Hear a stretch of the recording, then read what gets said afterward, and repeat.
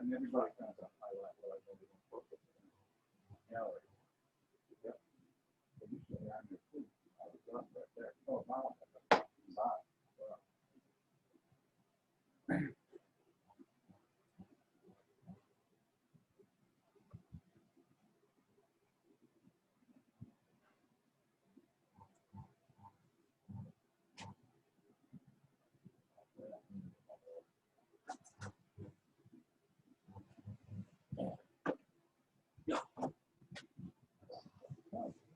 Huh?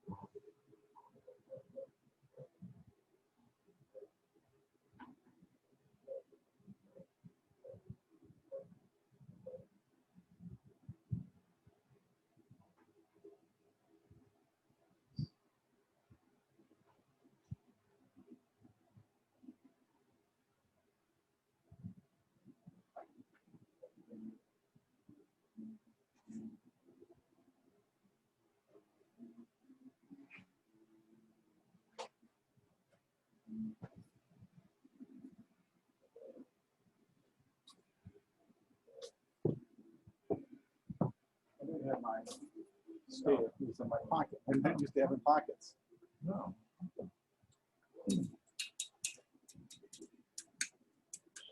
This one I haven't got marked. Huh? I haven't got marked. What's that? I got some. I got two. Oh, right there. Perfect.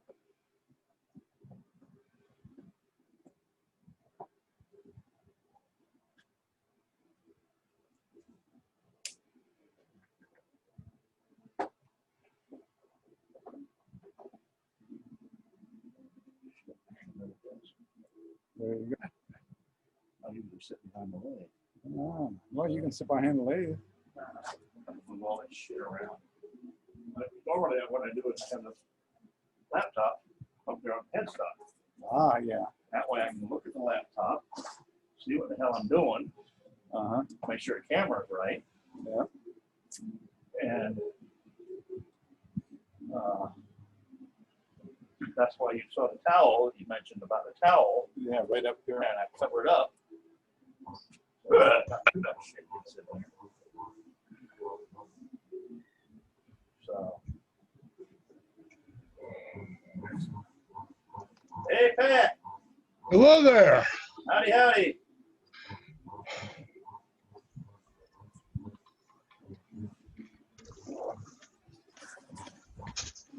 How you doing, Pat? He can't see you. Oh, they're not in the camera. I'm doing fine. Hey, My Pat. computers are not doing well. Uh-huh. Hello. Yeah, it looks like the camera needs adjusted. I'll let you do that. Well, Yeah, you got it down on this. You want it on this. well, I guess got it pointing straight ahead for now. Yeah. So it's hitting your. That's why when I looked in there, I saw this back here, and I thought maybe that was your profile. No. So, He'd use a lot fancier tools for a profile picture. That's it. oh, okay. I was finding it. Well, I didn't do anything. I used my Ellsworth jig, which is back 7.5 inches. But I don't grab the Ellsworth sharpening jig. I grab the one way, and I look at it and say, what the hell, this isn't 60. I can tell, and I put it on there. I thought, oh, shit. Maybe they're a little better. Yeah, close enough to sharpen it. And this one, too, you were right about put the platform up there. I just take it off, put it in, and on the, You gotta set it every time. because I didn't. And when I thought I was giving this a 45, it wasn't 45. So I went back and measured it. Oh, shit, that's not 45. It was off a little. Doesn't matter. No, it doesn't, but still. What's his name? Mark Spheri. There's a lot of eccentric offsets. Yeah. He sharpens his up and gouge at 30 degrees. Oh, wow. That's like, oh, this is 35. I don't know. 30. It doesn't hold the edge quite as long. What I do is knock them wings off, round them off a little. Just a little. I got them knocked back. Well, you're basically level. So So you put, I can believe that. I run my back with that. Yeah. My big one over there, the fat handle. Yeah. Great. Here? No, the one down the bottom. Oh, yeah, right. The inch and a half. Yeah. That's right. Yeah, that goes way back. Oh, yeah. So I had mine all gunked up like this. Yeah. I took some of that Never Dull. I bought a can of that, just wiped it 2 or 3 times. Well, on this one, took a lot of that off. A lot of that black shit off. So.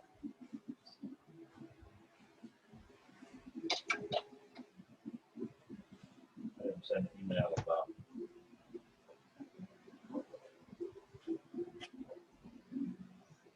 This is it, Pat. Ah, that's cute. That's the demo for today.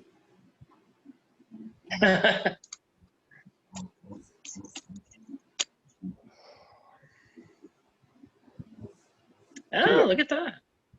Hey, Brian. Hello.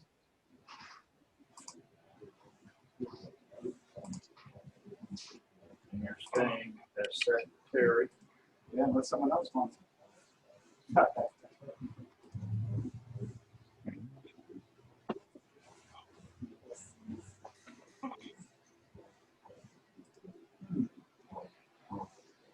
What do you need?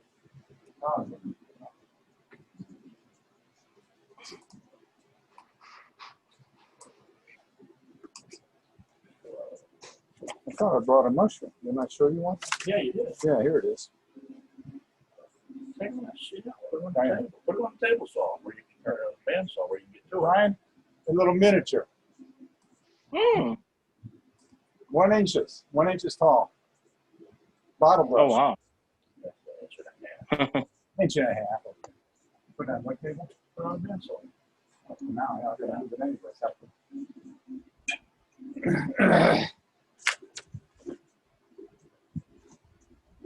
All right. Okay. Now I'm all set. All set. I like it. I can get used to this. So, a little more. No, for demos. Oh, okay. Yeah, John Vandenhut. Holy cow. Wow.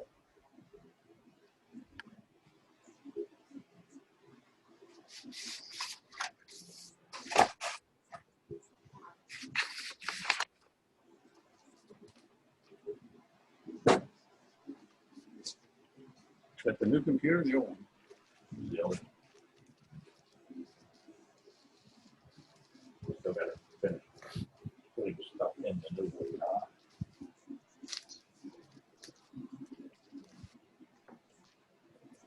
The home page is completely different, which I just don't like, but I'm used to this. Oh, you gotta set that up again. Yeah, so I gotta set all that crap up and then done it. Wow. My wife's like, why'd you buy this computer? I just been waiting for this one to die.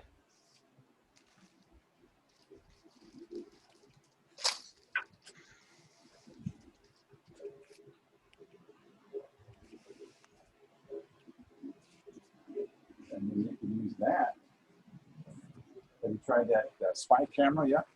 No. You can find spy camera, your old monitor, and make a Halloween system. That you, instead of a laser, you got the camera. You know, Trent Bosch. Yeah. Good afternoon, everybody. Good afternoon. Good afternoon. Hello.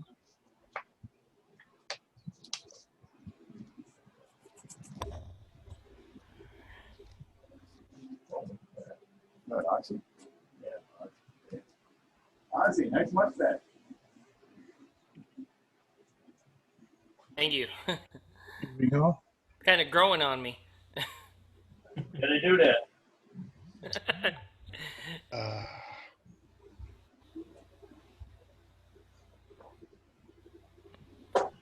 Hey, Mr. Sigley. The 1 inch versus the 10 inch.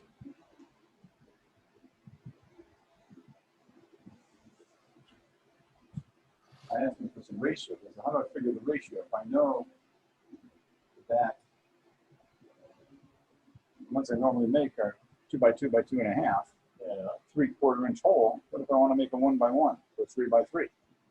You know, what's that ratio? I tried figuring percentages. It just doesn't work. Don't look for that.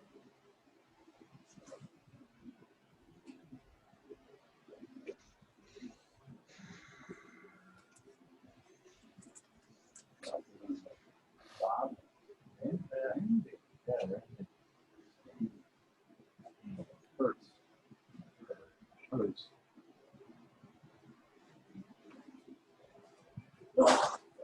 Hello.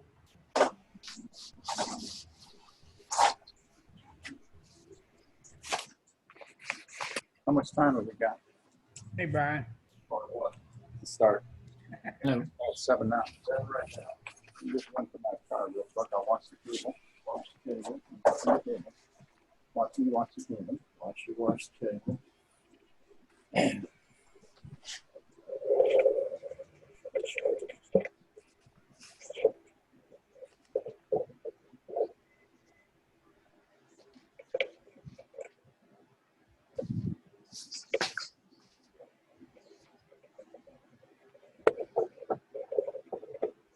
Oh, here we go. We'll get started in a minute here Okay, Ralph. How you feeling? with my hands. That's what she said. Hello. Hello, Miss Danny. Hello there. Oh, Danny. Hello, everybody. How are you? Wonderful. That's great. Ralph, how are you? I'm here. Oh, that's good to see Yeah. you there. Yeah.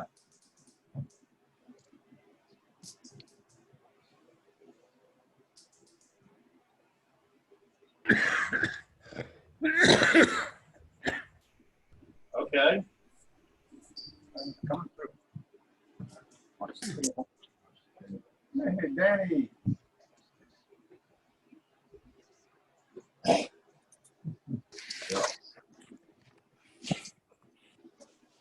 Oh, ooh.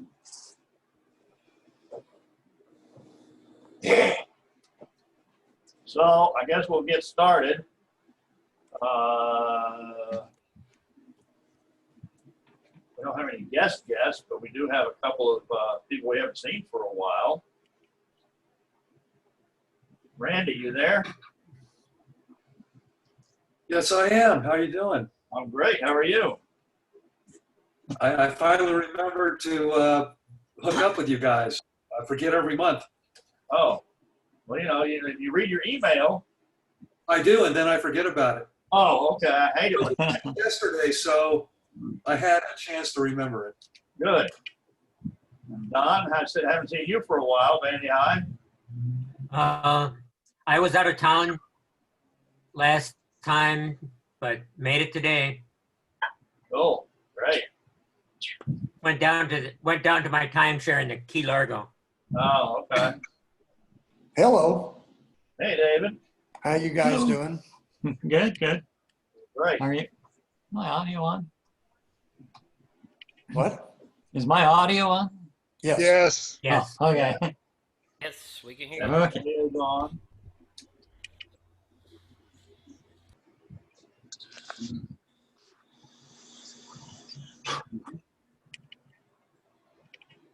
So, Hi, Ralph. hey, Daniel. How are you today? Doing all right. Good.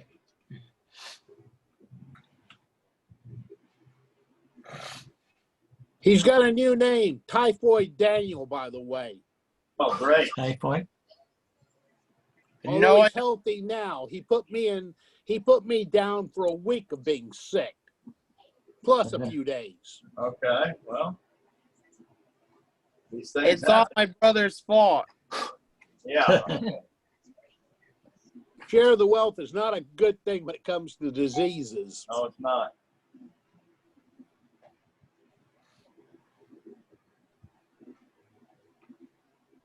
So, Hey, Danny, how are you feeling? You were sick last week or last meeting, right? Which Danny? I? Yes. Weren't you ill? No. Last meeting? I don't remember. No, I don't think so. Oh, well. No, I was with COVID in July. I That's got it. okay. I got it. But then I'm completely recovered and then I'm fine since then. Good. That's why you have this in your mind, because I was. That's true. That's true.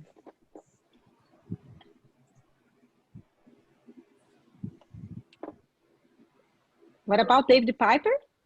David Piper is right here in the house with me. Ah, good. Good grief. Hi, Dave. How are you? Good, good. Dave, you want to stand up and take a bow? I am.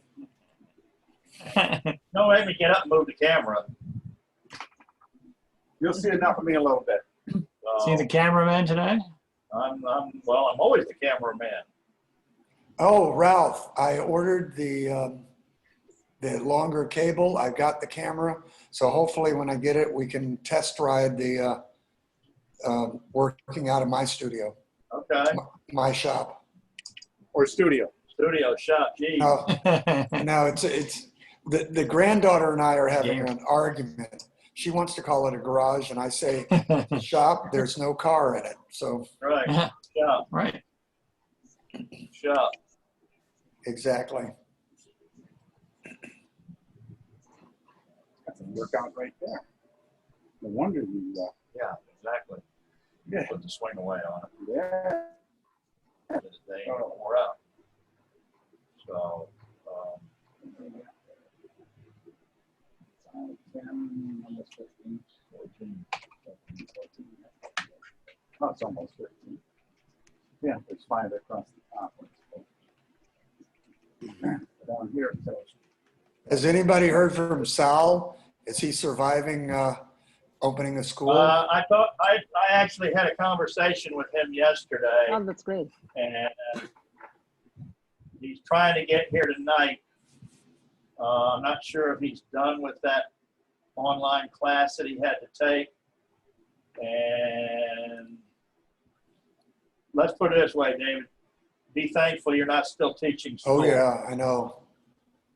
It's crazy. It's nuts. From what I'm hearing, they're required to teach the kids in school, and on video at the same time. It's absolutely insane. It's insane. Right. No, he was very tired, very tired. He said he mentioned that it was incredible. And all the problems with the recording, the classes, and all the kids, and it's complicated. There's no right answer, I got to tell you. Whatever works for the parents and the kids, there isn't anything right or wrong. It's just what works for each family. Yeah, exactly. Yeah, he's well, I don't know if I go into it with you, but seems like the administration is not being super cooperative on a couple of items. Yeah. Well. Mm-hmm. So, but anyway, that's something else. But, I'm glad that my kids are grown up now, because it's very complicated for the parents as well at home to be the whole day socializing their kids and trying to make them to keep in front of the computer. It's not easy as well at home.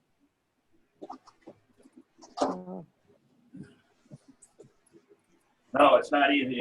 And if you got to let both people have to work, then what do you do with the damn kids during the day? So it's the whole thing is a mess, but we'll get through it. I got to tell you though, Ralph, thank you for what you've been doing. The fact that we have, the Zoom meetings, I look forward to them every month. And I don't know if I would have thought about it, but I'm glad you guys came up with it and worked out the bugs with it. Yeah, I think it's been working out quite well. I think it's great. I mean, it's a lot of fun. Yeah. Yeah, there's other clubs that haven't done Zoom yet, so they just aren't having meetings. Right, I know. I'm going to reach out to Treasure Coast, Jack Shelton and that group, because I don't think they're doing anything. So, well, if they want, once I get things up and running, I can do the lathe maintenance and a few of the other ones if you want to offer. I know David asked me about Fort Lauderdale, and once I get things running, I don't mind helping out. Right. Yeah, Gary should be back. Well, he's the vice president up there. He's in charge of the demo. But he's the vice president, at least for the rest of this year. And he's scheduling demos. Is he out in Denver? He's there now, yeah. Yes. Supposed to be down the middle of October sometime.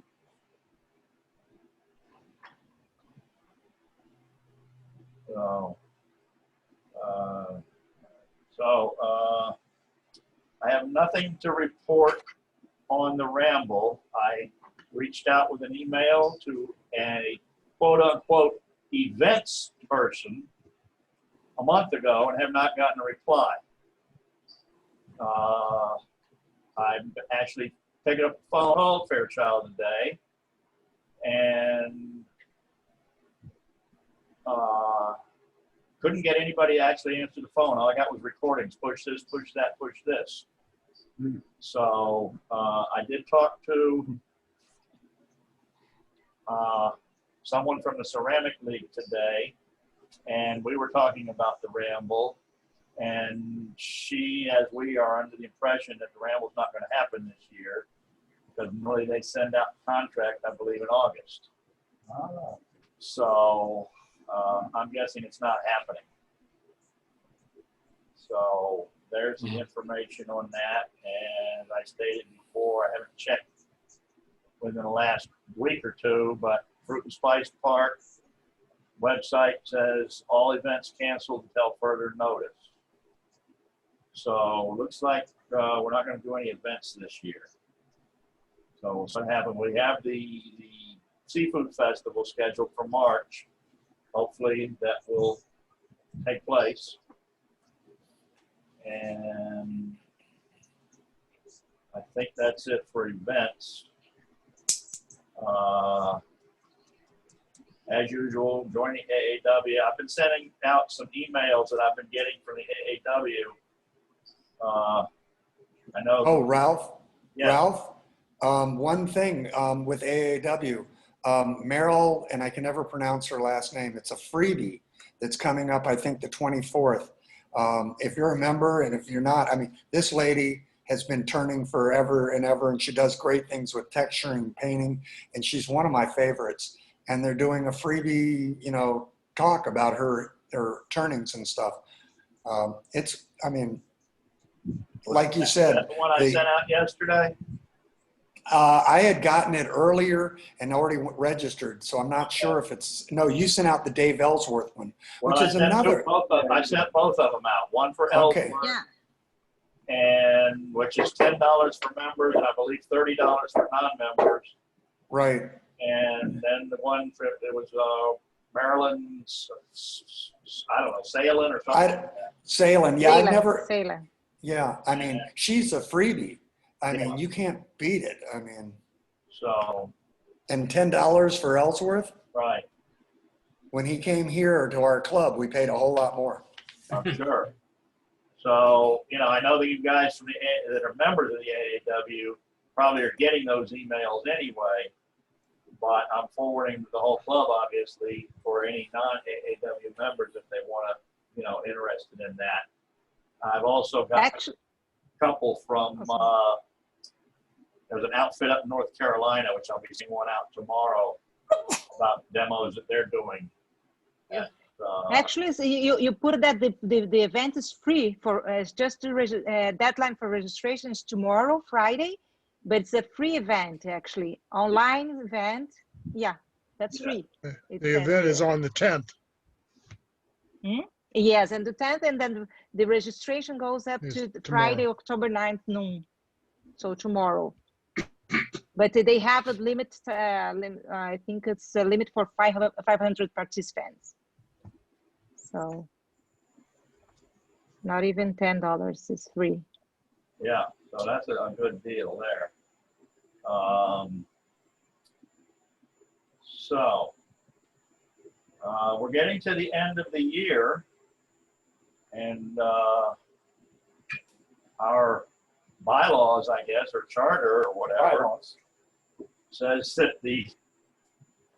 I believe the president's position and basically all positions are 2 I years. nominate Ralph for 5 more years. Oh, Jesus.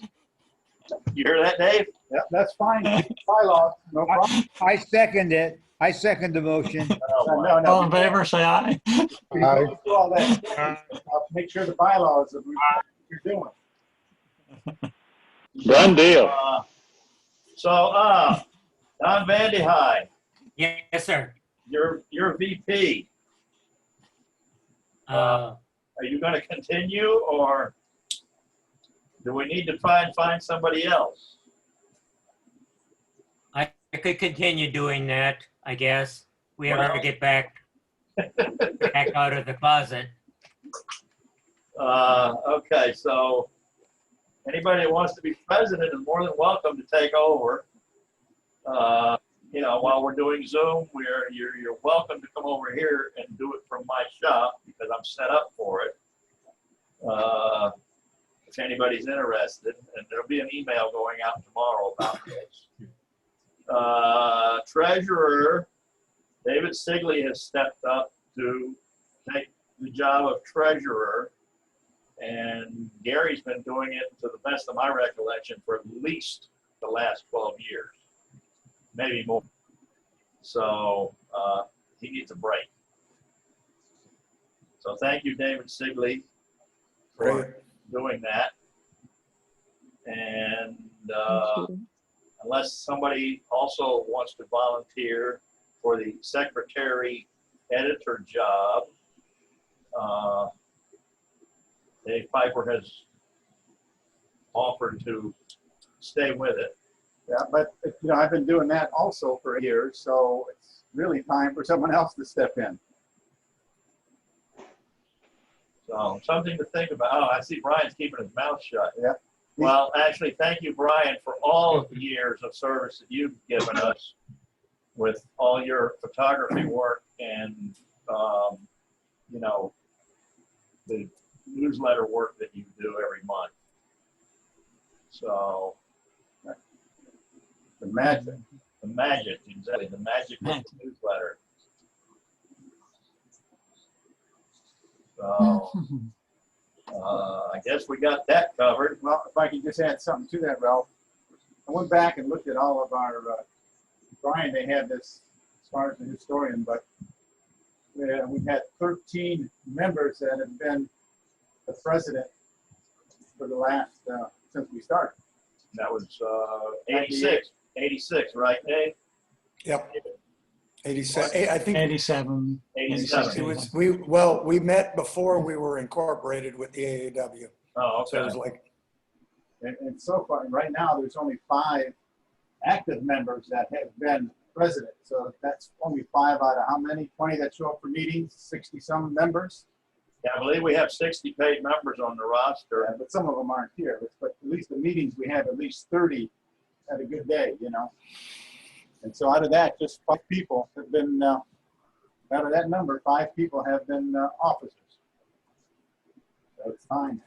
And again, I got to bring this up. You know, I'm not going to do it because I got the bylaws written.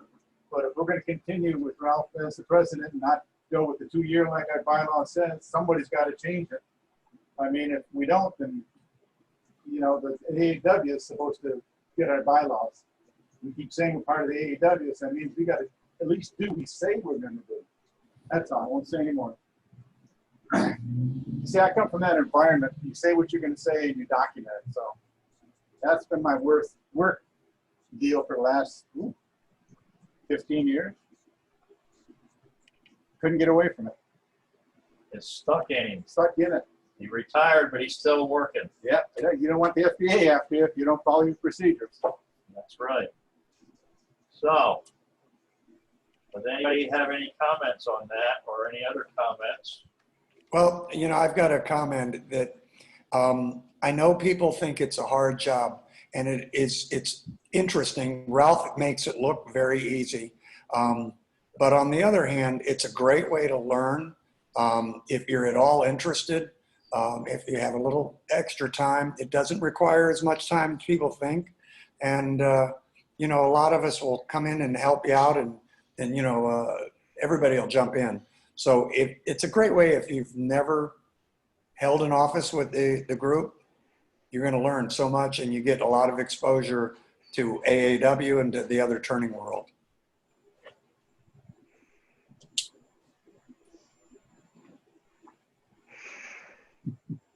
So, with that, Dave Piper is here with me, obviously, even though you can't see him yet. He's going to do our demonstration for this evening. Hey, Ralph, can I interject something before we get started, or we have time for business? Sure, go ahead.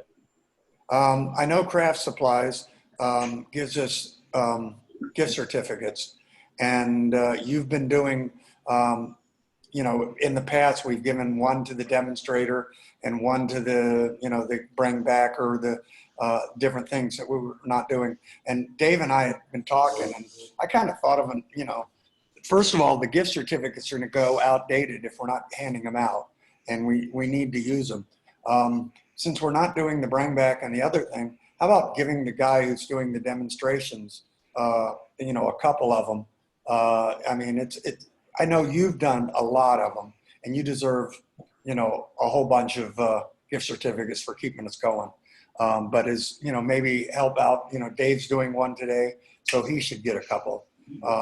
Just food for thought. I don't know if anybody. No, Dave and I actually talked about that, and what we're planning on doing, of course, when we get back live, we had been giving out an extra gift certificate with the bring back drawing, Right. in the hopes that it would get more people to enter the bring back, but it really hasn't worked out that way. So we're going to take that one and give it to the demonstrator. So there'll be 2 $10 gift certificates.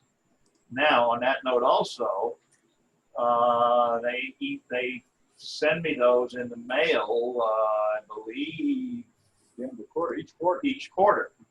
I have not received any. Ah, So we are working on what I have left. I haven't counted them. I need to count them tomorrow.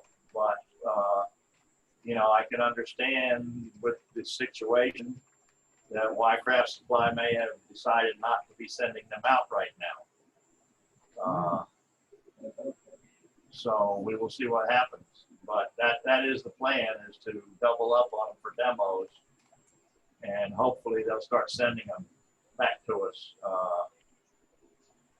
But I don't know. well, with that said, can we go back a little bit retroactive and reward you Well, for? I've been here. Hold on a minute. Right there under your drink. Under your drink. Yep.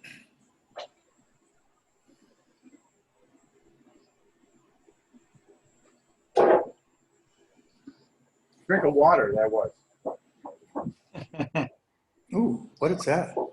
That is Wow. that is a 6-inch one-way cast iron faceplate. So I've been rewarded. All right. I actually had a gift certificate left over from last year, but it expired. So I had to kick $10 in out of my pocket for that. But,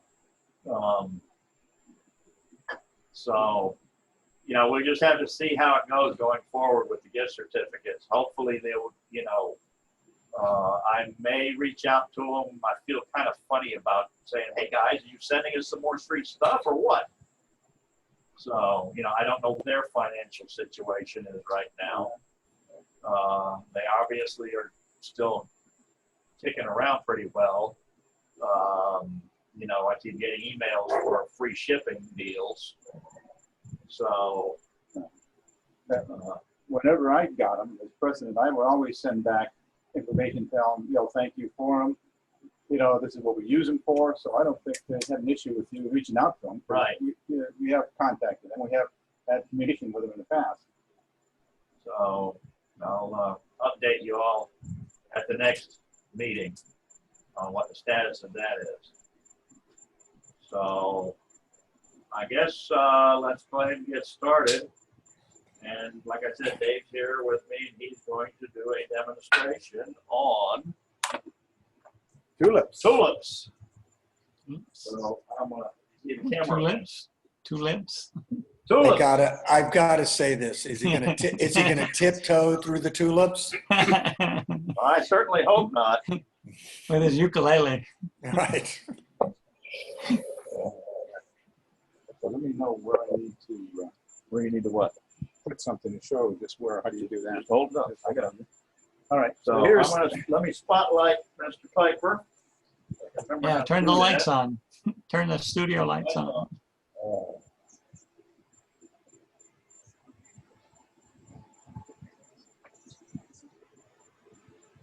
There we go. all right. Right here. There we go. Shall we mute? Yeah, Well, and, you know, I mean, if you're not going to be talking, I don't care. But, you know, if we have dogs barking and children yakking and screaming in the background or wives fussing at you, then, yeah, mute.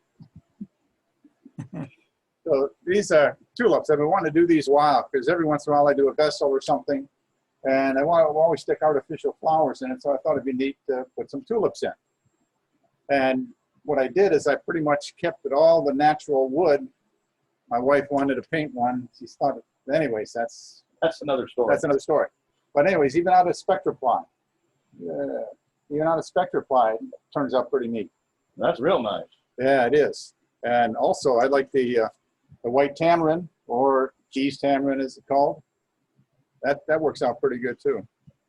Now these are closed tulips. So when tulips you see in the store, a lot of times that look like this they're closed. They haven't opened yet.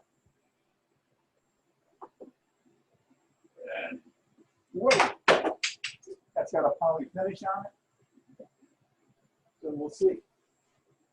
So anyways, this is one that's closed, but there's a little flare on the tips. Now, when the tulips open up, they look more like this.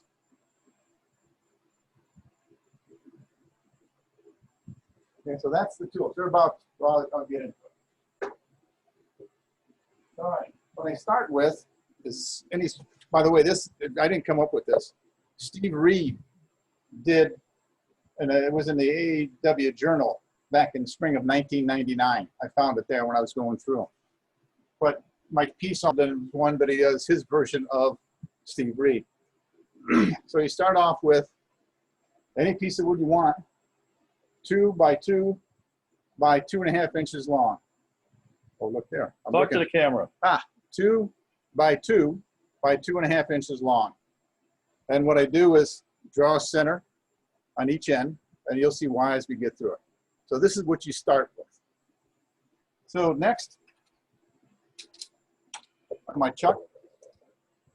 And what I try to do, the more, what should I say, square and parallel this piece is, that's easier to mount and the more even it is when you finish.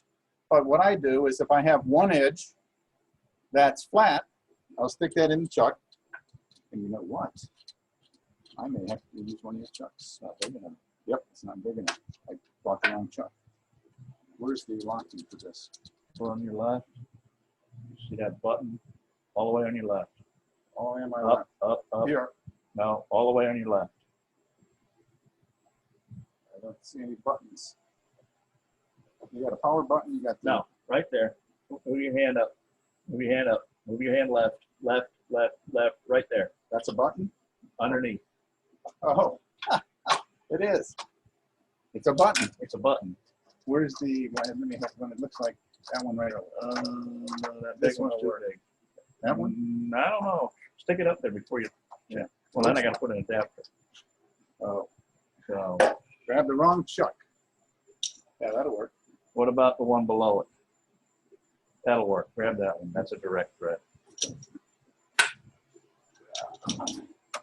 Jeez. Yeah, it's heavy. Okay, just a little. I know why I brought this chassis.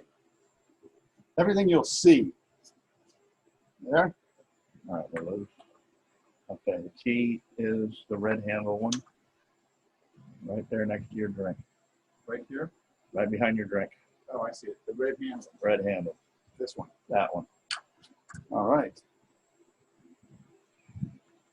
All right, what I do here is the reason I mark the centers and put this back here is, boy, you got to work out here. Is what I do then, because this isn't really centered, it's not necessarily flat, I'll make sure that my drill point hits the center. I should have done some. Well, you got to loosen it. I did. There. And then I'll tighten down the chuck. And the reason I'm not worried about this is if you do some multi-axis turning and you don't use the points, you rotate your piece. And that's pretty much what I'm doing here.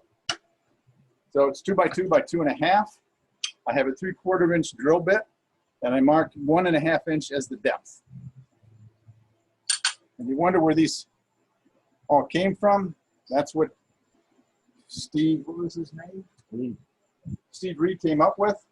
But I talked to David C. about using the same ratio for different sizes. So it's all ratios. So turn this on and we're clear. Over here. No, pull Pull. Over here. it. I did pull it. Oh, hey. I'll get the hang of this. Okay, so I want to go up to about 200 and drill it to my, Lock your tail strap. Either way, doesn't matter. Yep. Tilt the camera down. Sorry, cameraman's sleeping.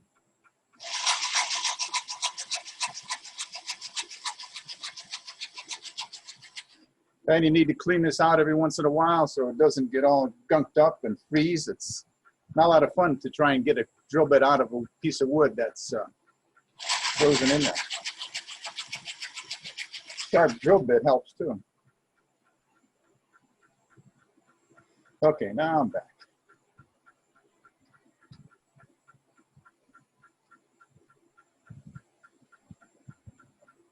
Get little shavings out of the way.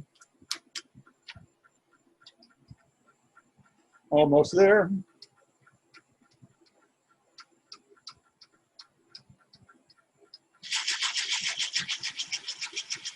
One and 3/4.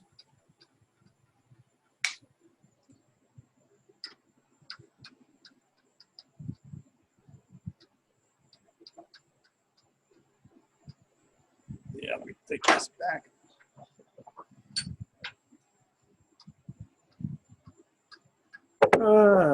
Yeah.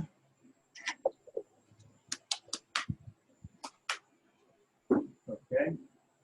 Now the next thing you'll need to do. Oh, I put that right here, so I knew where it was. Yeah, exactly. Is you're going to have to make a jam chuck at this point. So I already made one. And I with don't this, know if that'll fit in that chuck or not. I don't know. If it doesn't, that's why. Yeah, I it don't. will. Okay. It will.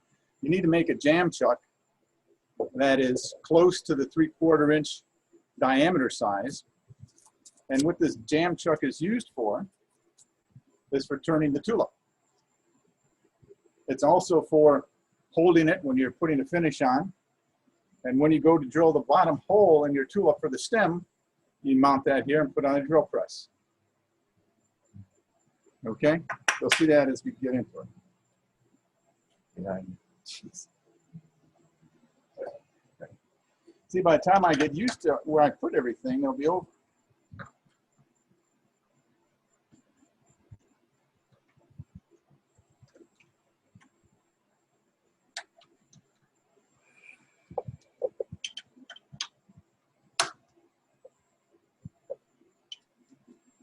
Behind.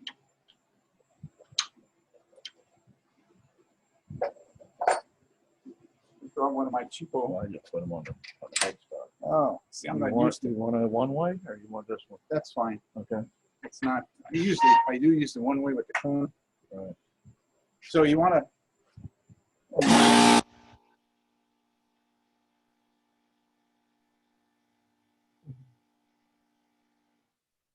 And that's that. Air compressor.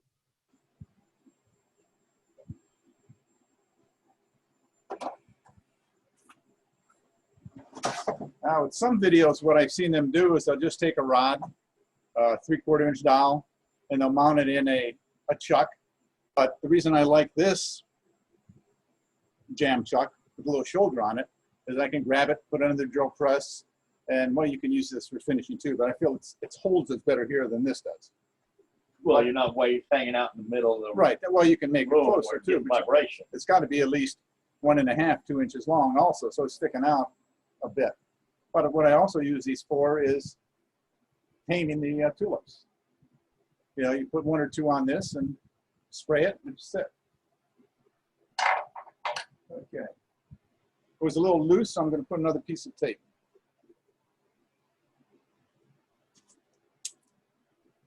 Yes.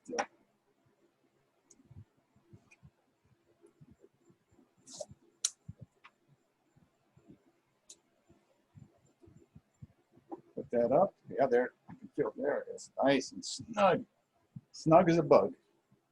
And I'll bring this up. That's mark the centers on either side because I'm going to use them right away. Mark that here. Just move this a little bit. What about the cuts? What's that? The cuts. The cuts. What about cuts? Oy, oy, oy. I'm getting ahead of myself here. The key to this, watch out for the headstock. The most, boy, that is jammed down there. Yeah, that's jammed on there good. Okay, the key here, thank you, Ralph, is to Jam chuck, right? jam chuck. Jam chuck. I've got this marked at 1 inch. So I want a 1-inch depth here on 2 sides. It helps if you turn the lead the other way. Yep. Yeah, there's the whole side. You want to mark the whole side. Cut down to there. Yep, right here. This is what I'm trying to achieve.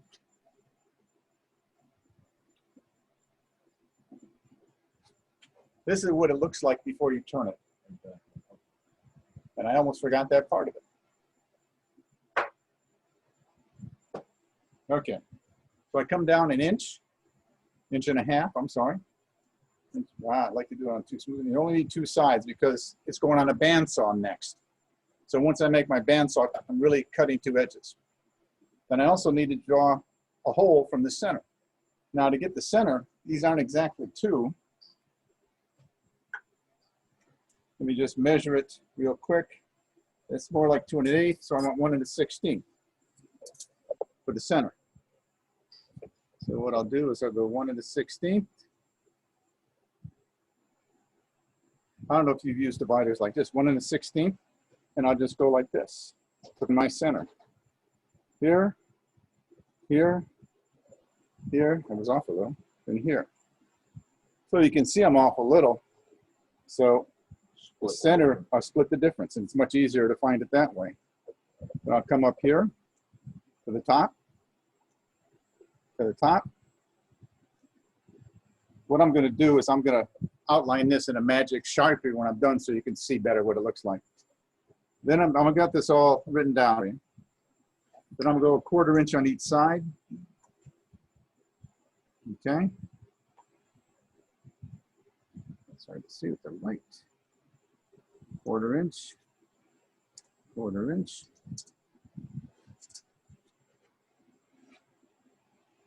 All right. So I brought my own Sharpie so I don't have to use Ralph's. And what I want to do is come up like so. And that's what I'm going to put on the bandsaw. That's what I'm going to bandsaw out.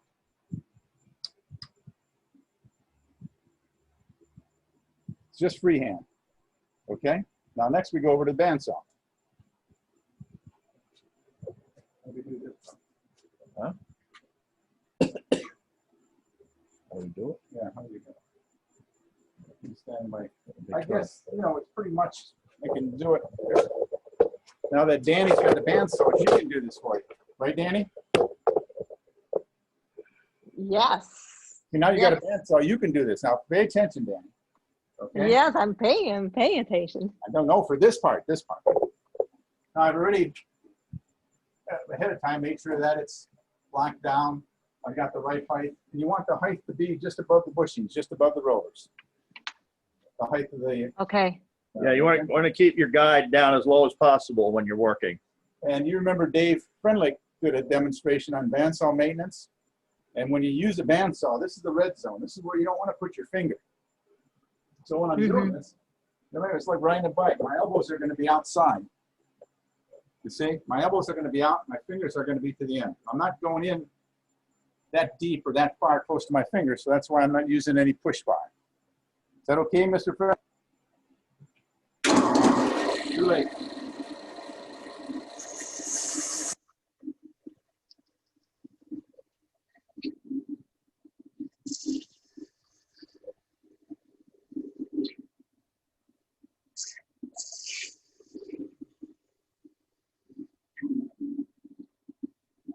There's one. I want to do the other. See, I've got both sides. Uh-huh. 2 for the price of 1.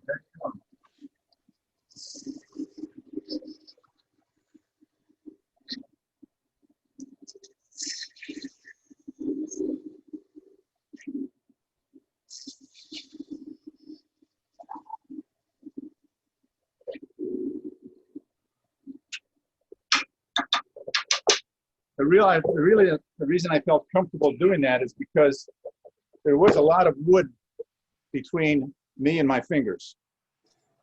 Okay. Back on the damn chuck. And when you're using that bandsaw, always make sure that you're wearing breathing protection.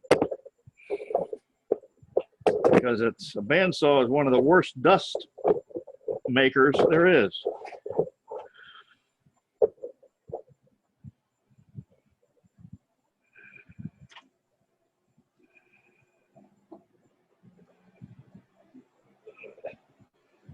Okay, so now what I'm going to do is first I'm going to round a piece of wood, and then I'm going to start shaping it.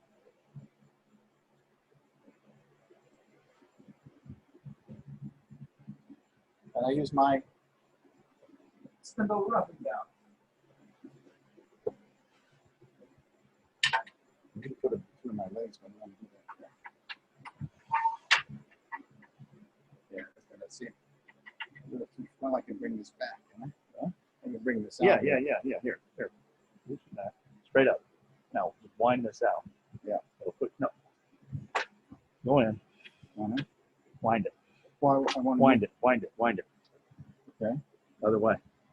I want to bring this out, so I Wind it out. all the way out. No, the other way. Oh, okay. This way. Yeah, that way. I want to make room so I can get Wind. Oh, All right, which one is Stan Laurel and Oliver Hardy? Yeah. I thought he told me don't whine. He said whine. No whining, whine. Wind the damn tail lock out. Got it. Lock it. Now lock it again. There. All right. That's pretty slick, Ralph. Yeah. I could do that with mine too. Yeah, you can. Shocking. It's time saver. Wow. You know, why take extra steps when you don't have to? You're right. Now, if you see that spinning, that's pretty square. We're mounting it on my on the chuck, and it wasn't really a flat surface, but we're centering up right here on this center line here that I drew at the very beginning, up on the jam chuck. Okay, this one, and this one. Everything is tight. I got everything tight. This is tight. Okay.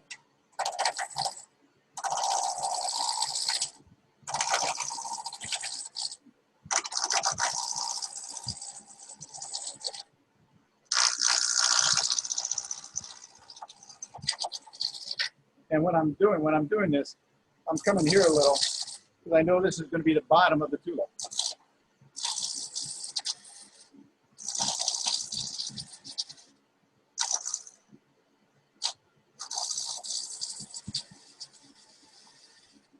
I like it. That was worth the price of demo.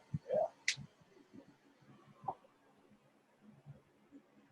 And that's pretty smooth. I wanted something I noticed tonight when I was talking to Ralph earlier. Now, this spindle roughing gouge, I don't know if you can see it, but you see the wings here? Oh, he's got them like this. There, like that. Can't see there. As compared to this, Right across. see? So I've got mine a little, but not quite that angle he's got. So I'm going to redo this one a little. That just gives you less of a chance of catching these wings on something you're turning. Now always make sure your center of your spindle roughing gouge is higher than the outside. Okay, back to where I was. Back to where you was. Right here. Back. Yeah, I'm up to Black knob. what? Black knob. Oh yeah. Well, you got a little fan here too. Oh, fan cool motor. Oh.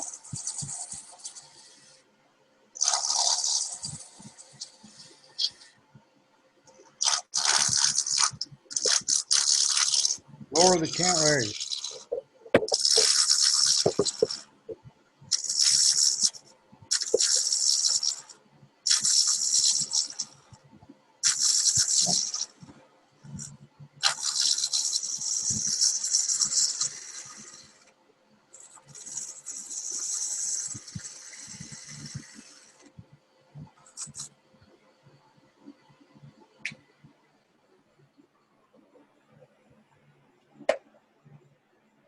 You can't see it here, but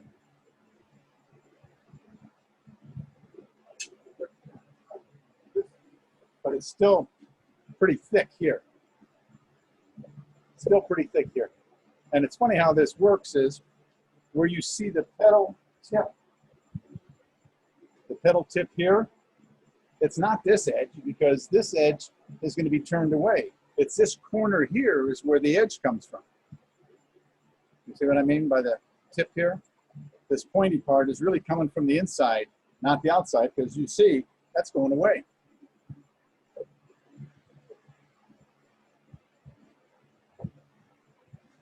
Does that make sense? Anybody? Mr. Friendly? Gone.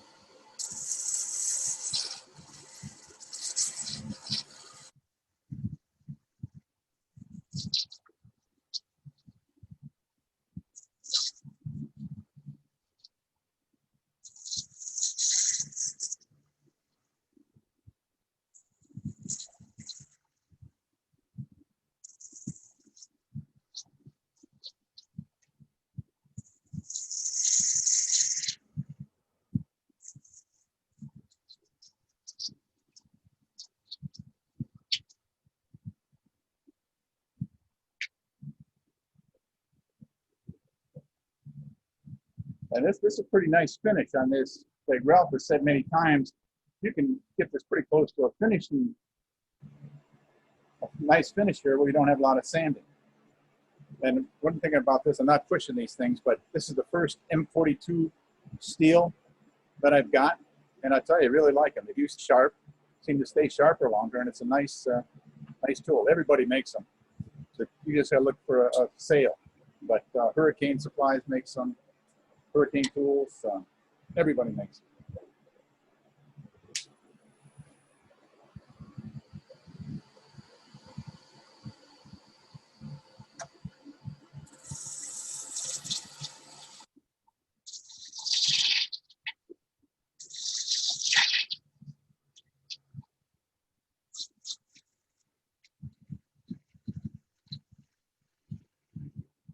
And the good thing about having this jam chuck made out of wood, if I was to take a dowel and put it on my truck, the metal chuck, you weren't watching what you're doing, you hit the metal.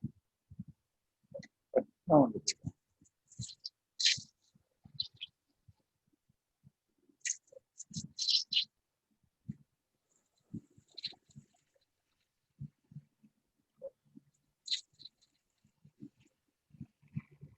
I don't know if you can see that,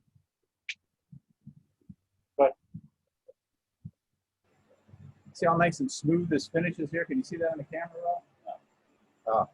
I mean, that looks like, you know, a sharp tool finish that you would put on a piece of wood. It almost looks like I use a skew there. And this is, I think this is part of that Iroko. That's what this is. Yeah. Iroko.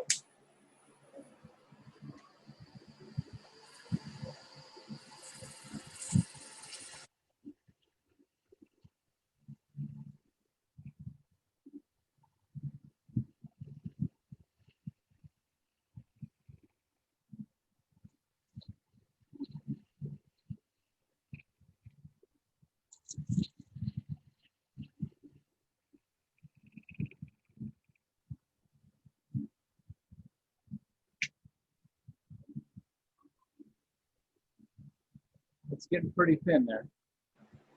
You gotta check the inside all the time. I may have a little just to put a, it's nice. Turned out very nice.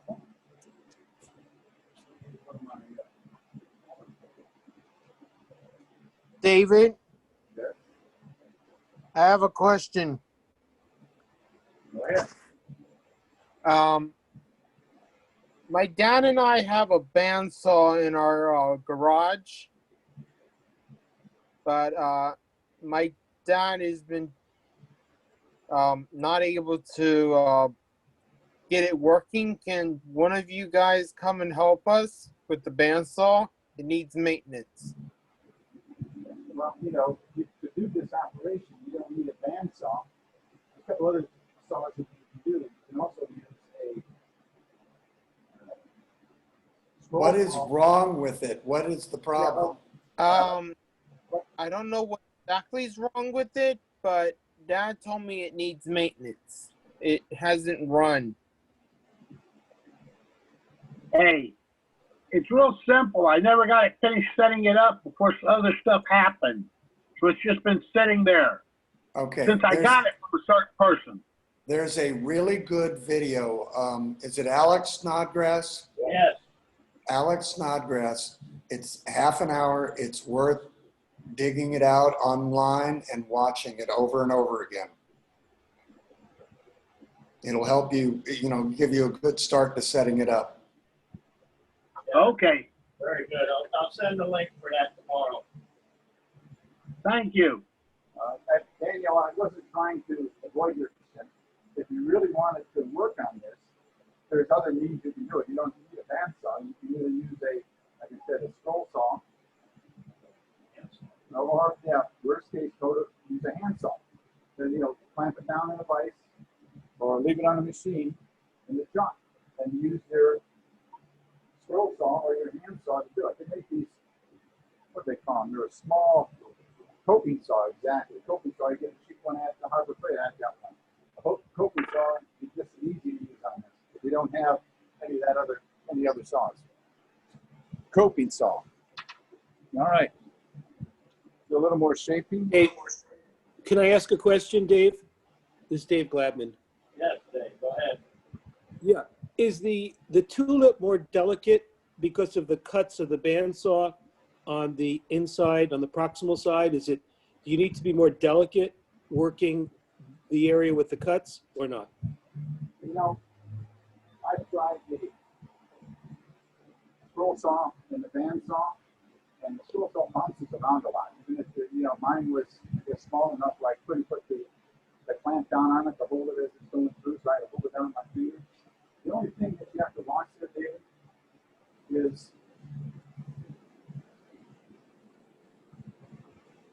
is when you're cutting it, no matter what saw you're using, okay, here's where, if you're not smooth here, you can see on this one, I don't know if you can see it, see how I resawed it the second time, so you see like a little cut here?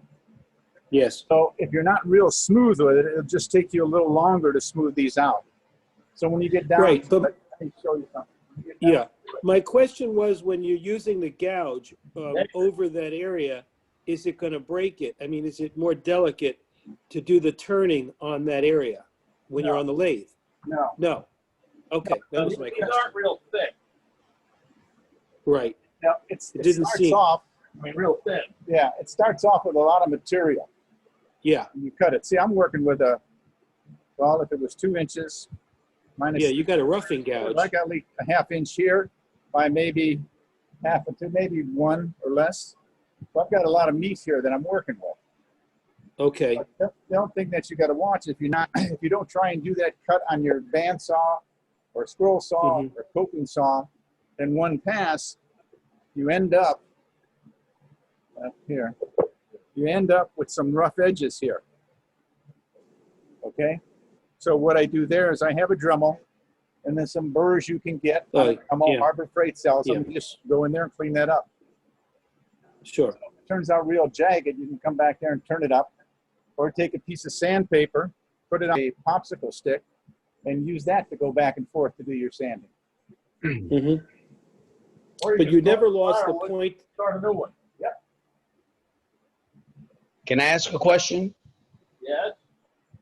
Why does Ralph suddenly look much better and sound better? That's what happens when you open it to the public. All right. Did that answer your question, David? Yes, thanks. Okay. I guess school is out.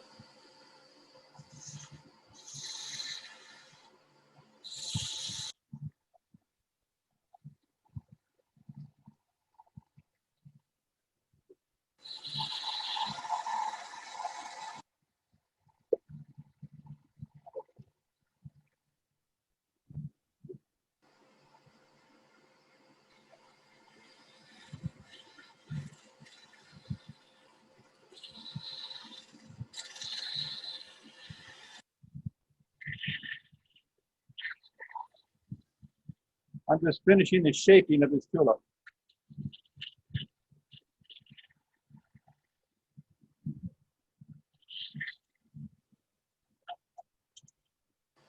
All right.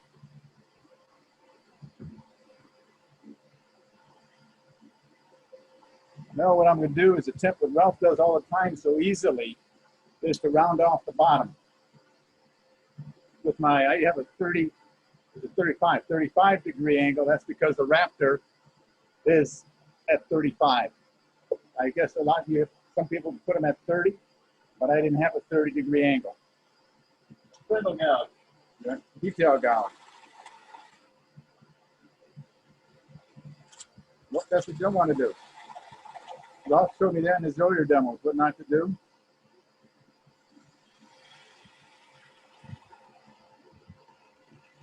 There you go, not too bad. Not too shabby.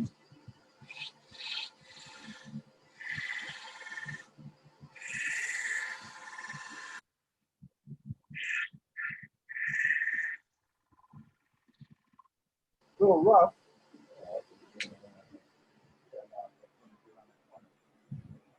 What I'm going to do,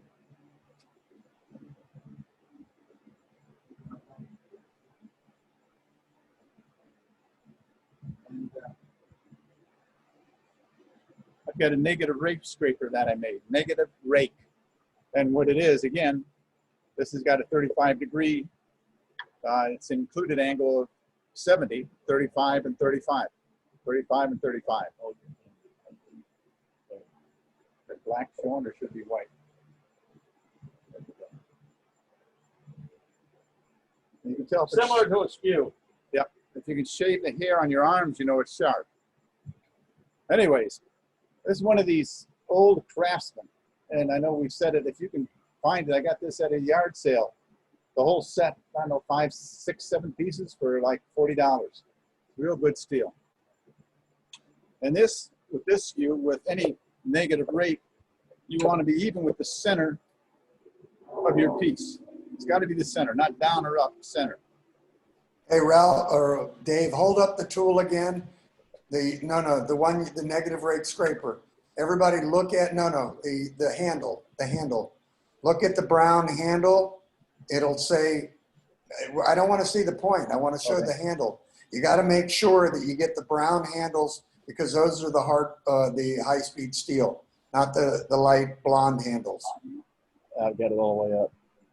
Yeah, I don't know why it's not coming up. All right, that's fine.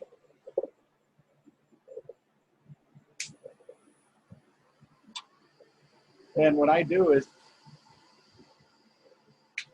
where I have the burr, because you want the burr up when you're doing this, I sharpen it such that I know when I see the Craftsman name, I know I've got it in the right position for the burr.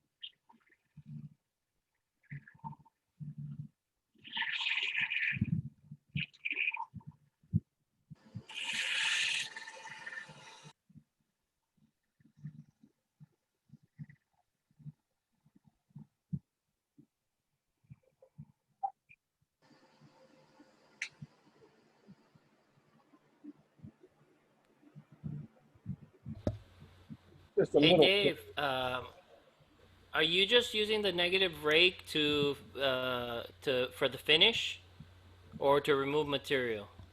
It's just more for finish, so I don't have to sand as much. Or here's one of my favorites. I know Ralph doesn't like these. Carbide. Right. I like the carbide because it's like using a skew. Well,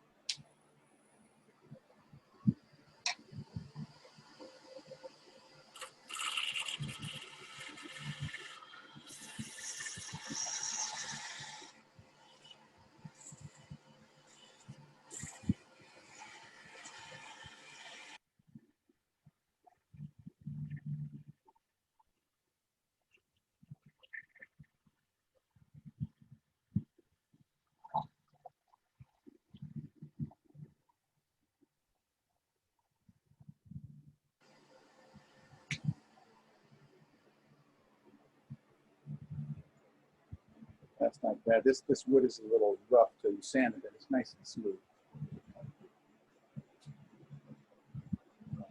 There you go.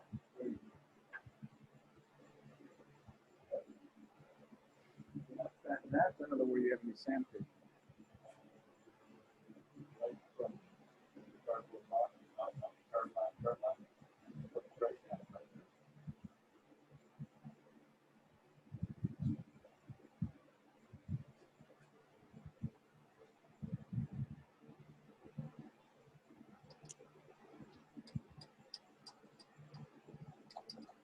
Let me leave it there. I wanted to sand it. I'm leave that in there.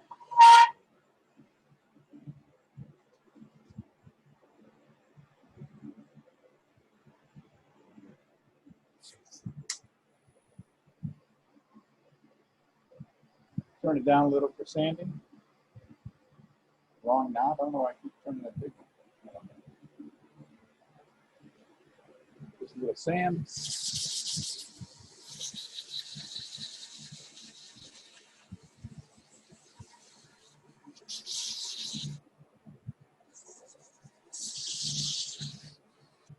What I find too with a piece like this, a small piece, sometimes you get those swirly marks from sanding, but it's easier to just go back and forth with the grain. Like those of you that made pens, pretty much this is how you sand a pen. It's a lot less wood. You don't have to spin it. You just keep moving it around, go through your grits, and you won't have any marks. This is pretty coarse.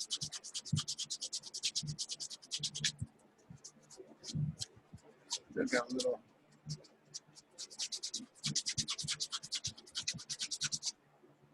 How are we doing time line? But what I'll try then.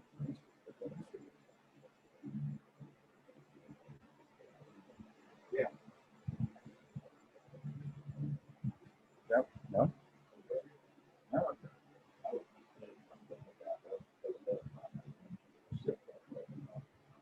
Oh, here. Oh, there.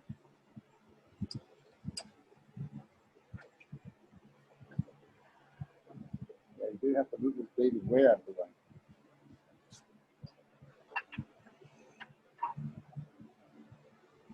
This is in there pretty tight.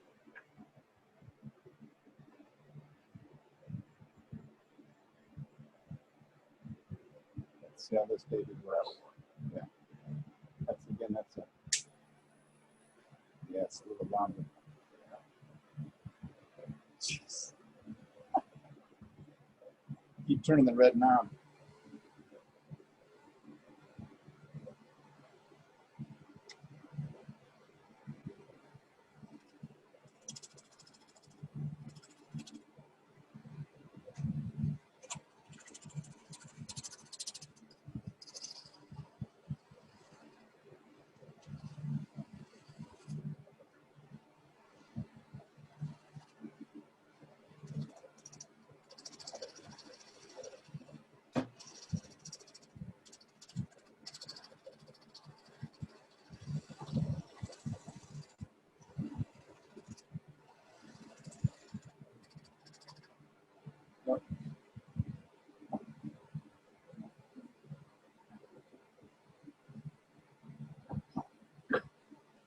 This is the one you would use, right?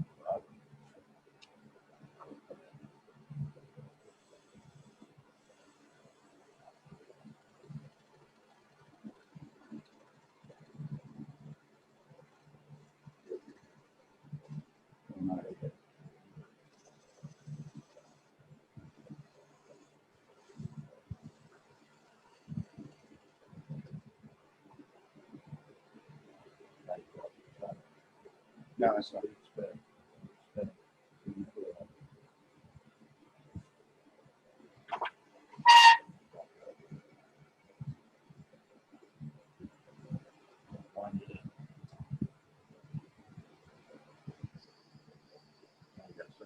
Yep. Yeah, I would have done that without it on. Crank it up.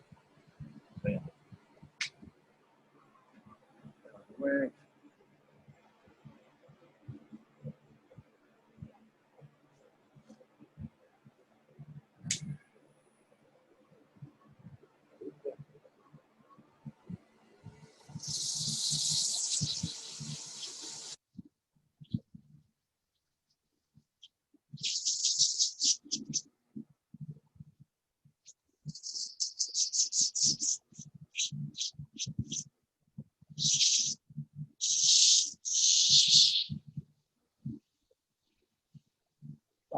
almost like turning an egg, right? Yeah, kind of. Half an egg.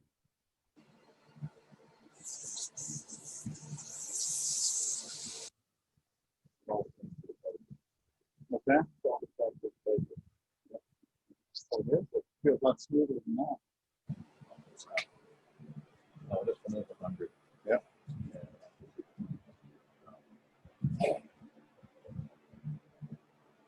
All right.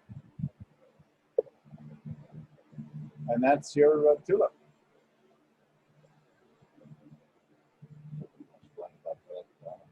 Okay. Yeah. So the next thing to do is to drill the bottom. It depends what you're going to use. If you use a 1/4-inch dowel, you want to drill it about, I think it's 17/64. The next drill size up from a 1/4 inch. That way it fits in there real good. So you drill that Why didn't you drill on the lathe? You can drill it either way. Drill it on the lathe or drill it on the drill press. Mm. Yeah, I guess. Yeah, you can tell I have done that because I have a little hole in here where I went through the tulip. But then I started marking at 1/2 inch. So that's your. If you were doing production line on these, it would be easier, in my opinion, to turn them like they did, and then take them all off and drill them on the drill press. That's exactly what I did. I did about 13 of them at one time, 10, 10, 12, and that's what I did. Once I had them all this rough turned like this, right, I took them on the drill press, but you use the same mandrel, jam chuck mandrel that they made there, and it just sits on the drill press table and holds it perfect.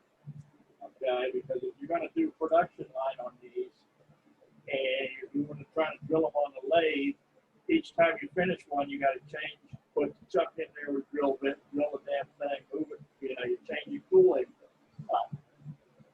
which takes time. So,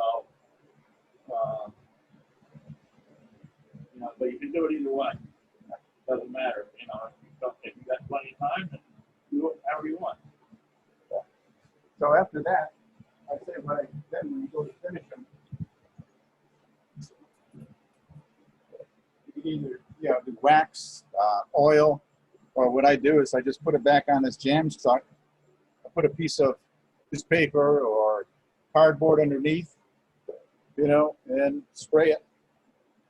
With lacquer is what I did on some of these, and that way, I didn't get much on my chuck. It's mostly got on this piece of wood.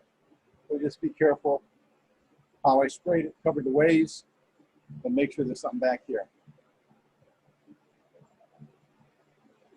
And that's the tulip. So the inside stays rough? Yeah, drill bit fin. So, it's a flower in the wild. Yep. The only difference to that process that I showed you is you want to make it look like it's an open tulip. Once you do your bandsaw work,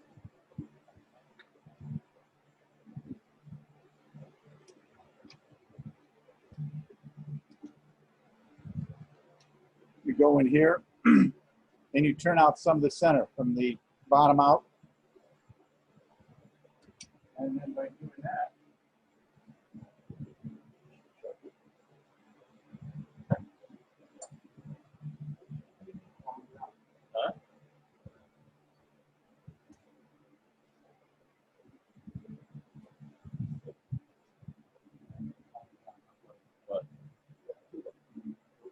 Oh, when you hit it more open? Yeah. Oh, I can see it. That's behind. Oh well, but anyways, it's right here in front of me. Right here in front of you. So if more open in the top. More open in the top. Hold that up. More open in the top versus this. You would then thin out some of this wood here. You wouldn't get as much of a point, and it would look like it's more open tulip. So that's the difference between a closed tulip that's opening and an open tulip.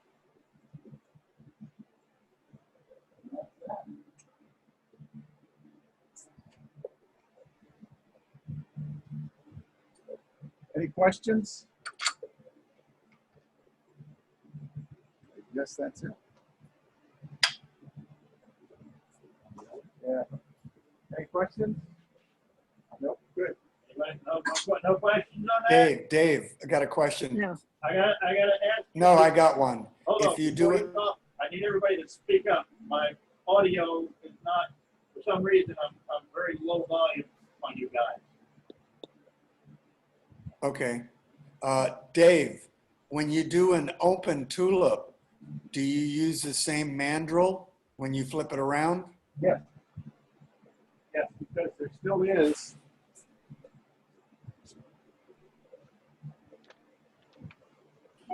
enough in there to grab it. You can see that with the camera. You know, you don't go all the way to the bottom of the hole. Leave enough of the 3/4 drill hole for you can get it purchased on the mandrel. I did say, oh, bring it from the bottom up, but yeah, you want to leave at least part of that 3/4 so you can grab it on the mandrel. That's correct. Yep.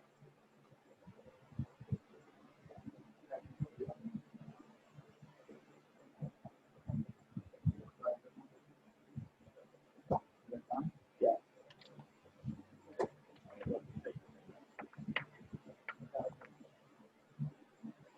Just one other thing I'd like to show you. This is a 2-for night. If you remember at the workshop, and this one's for you, Danny. I hope you're still there. I got a bunch of burls away back from up in Broward. They're bottle brush burls. And these are smaller pieces. This is what they look like.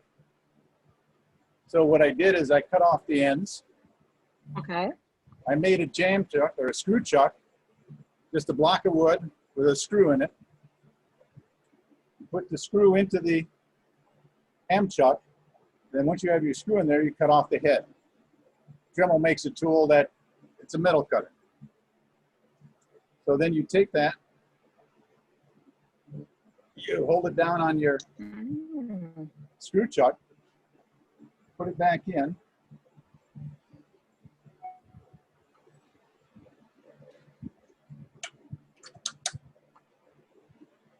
I'll do this pretty quick because I get more time.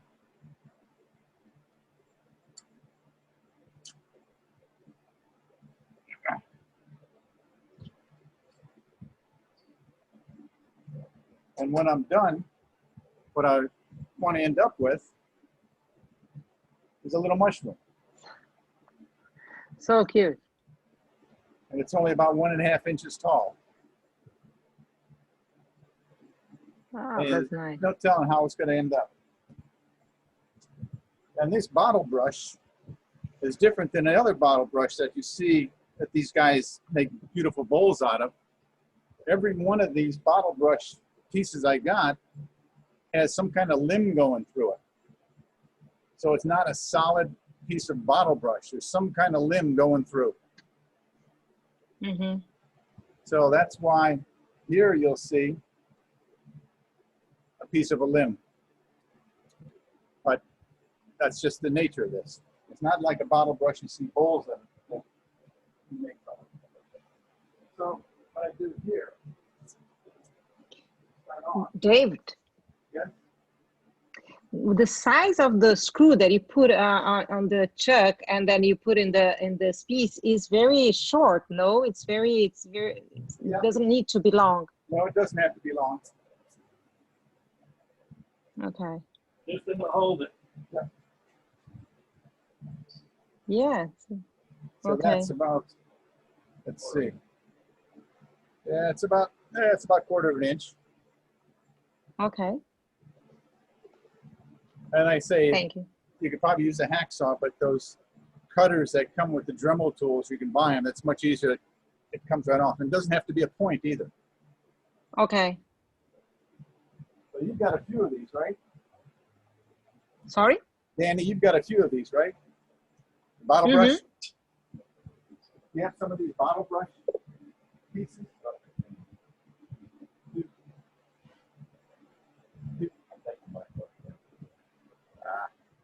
Danny, you still there? Yes, I am. I didn't hear you. Okay, I said, you still have some of these small bottle brush. Yes, I do.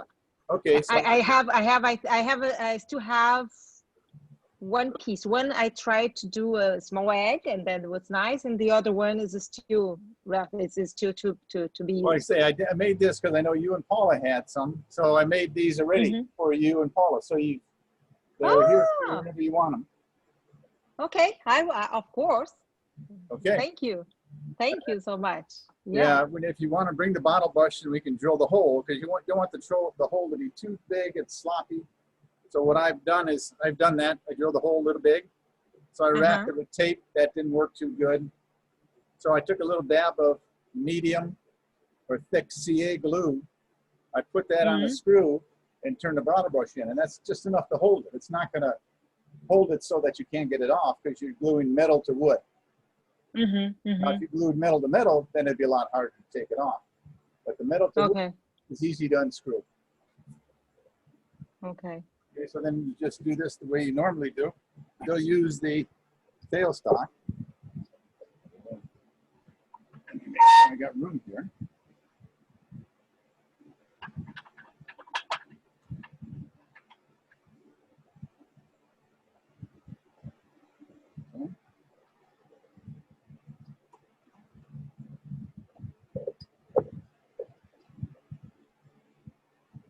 And here you're not really trying to make everything any perfect, because the more off it is, the better it looks. Right now, it's not really centered.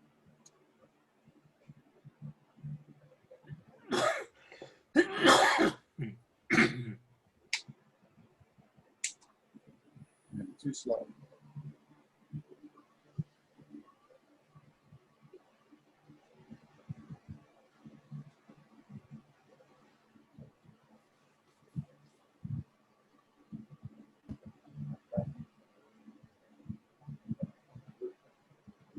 Gets into it so much. The burl is so holy that it gets into it and really tears it up. But what I'm going to do first is, what's that? Max it out. All I'm going to do is just round this off a little. Oh.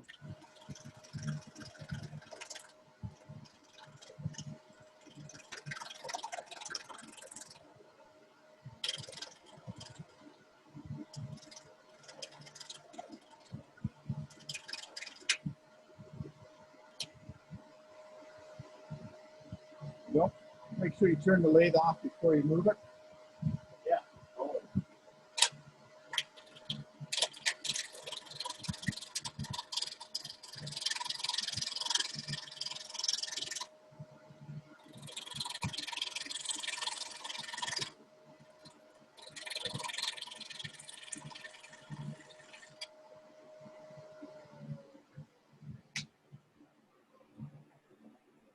And here all I'm doing is just trying to shape the top of the mushroom.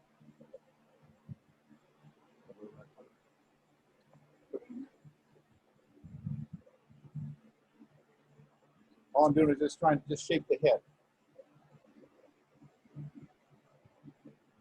Okay, now I want to get in there. I didn't bring a parting tool.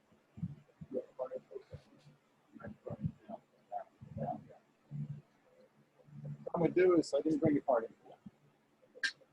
Is go in here and just take out some of the center part here where the stem is going to be.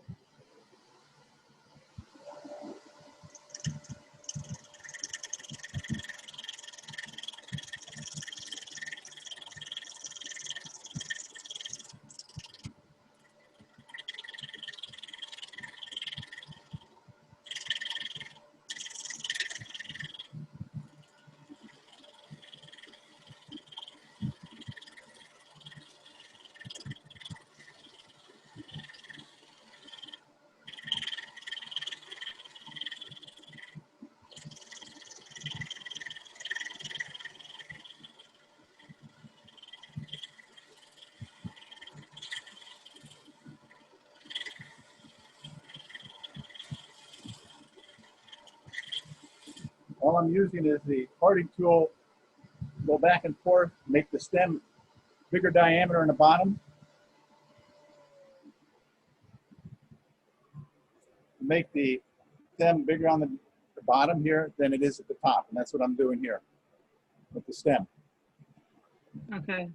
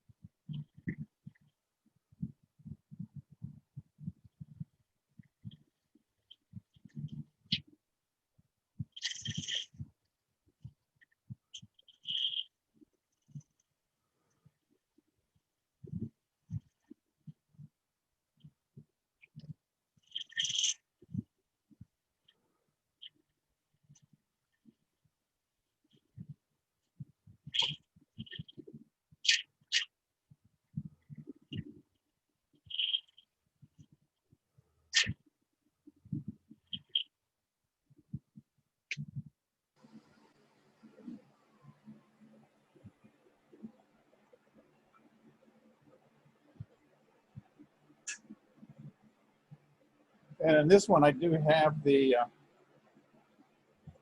whole size just right, because one of them or two of them, it was a little too big, the whole size inside the bottle brush on the bottom. So I took it down a notch, and that makes a big difference. So another tool that I use, and I got this a long time ago, just a piece of rod, and just made a little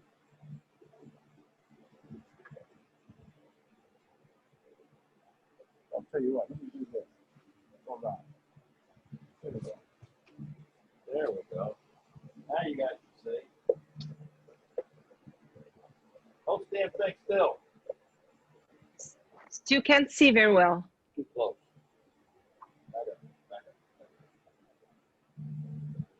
Okay.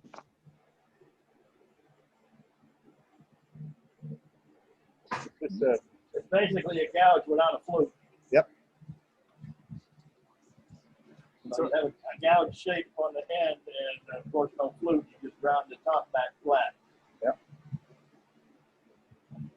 So what I'm going to do here is try, I need to do some more up here, undercut the mushroom. What I mean by undercut the mushroom,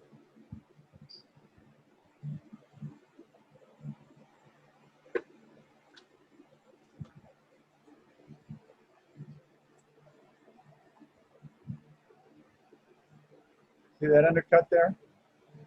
Uh-huh. How it goes under, that's what I'm doing. Kind of looks like a real mushroom. Yep. Or in the carving world, you can call this a stylized mushroom. It's one that doesn't have a lot of details. I'm looking for my turn-on switch up there. Yeah, it's not there. Not Right there. there.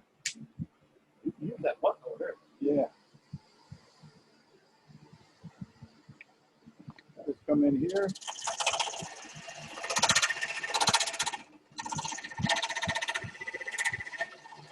Nope, I don't like it. I'm not getting in there. So, what I'm going to use, maybe, I think it was like 2013, 14, 15.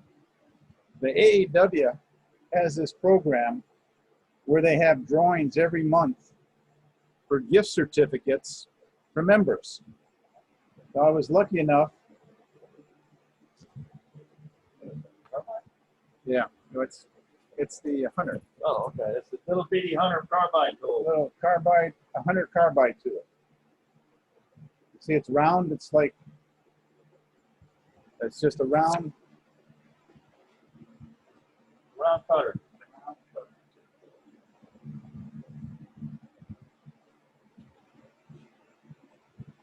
It's like this one, this round cutter, only Itty bitty things. a lot smaller. You see that? You can see the size? Can you see that?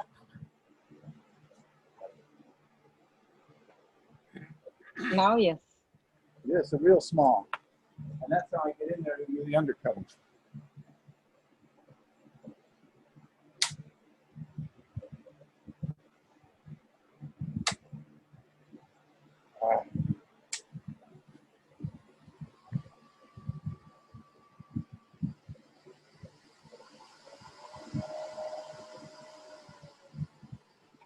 I'm just getting underneath there.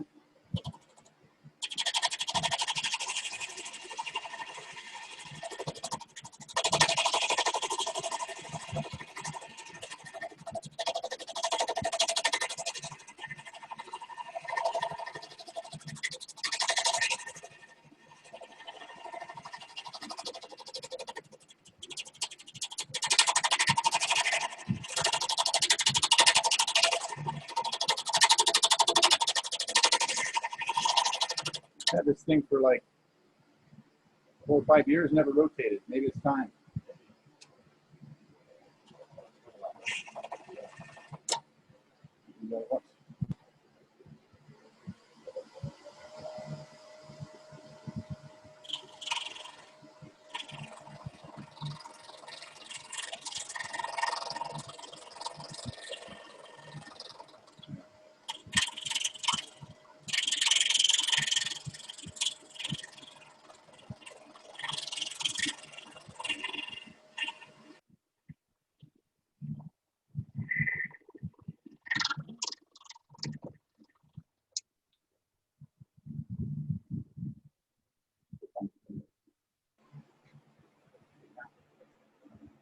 I don't think so.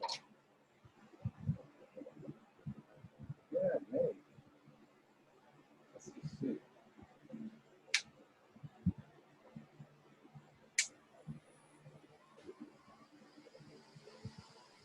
know what? I was too low. That's the problem.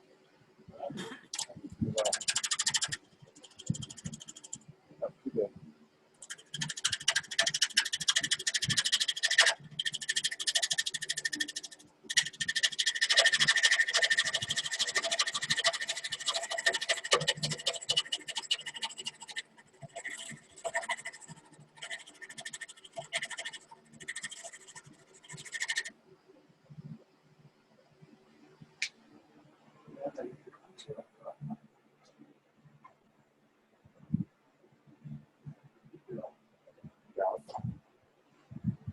Yeah, this one's lost a lot of it. It's like a box of chocolate. Yeah, you never know what you're going to get.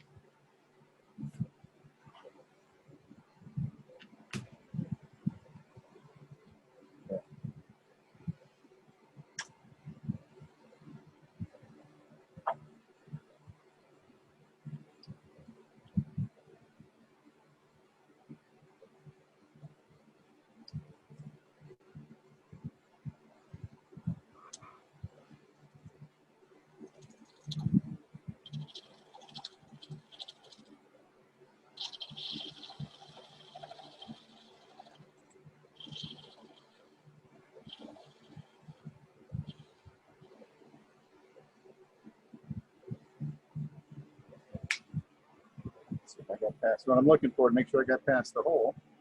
I did. Yeah, just a little bit. No, I didn't.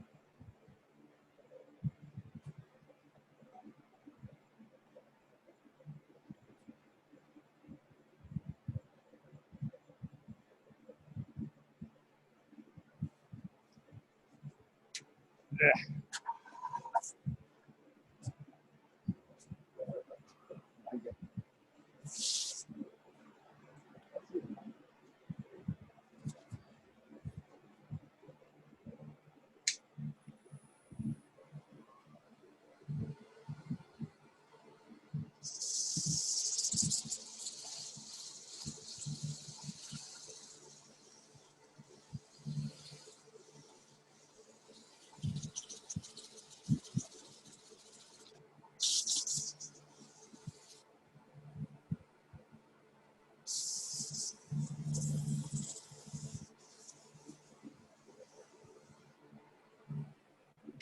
one more little touch up here.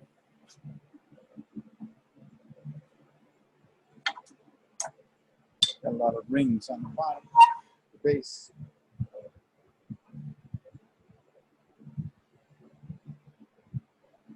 Just got some rings on the bottom. The base isn't flat or smooth.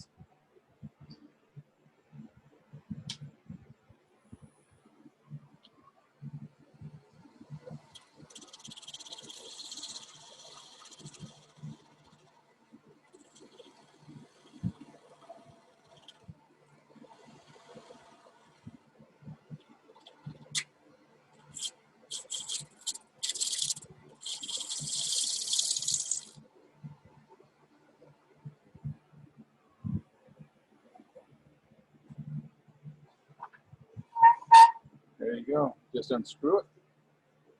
Did pretty good. It held the whole time.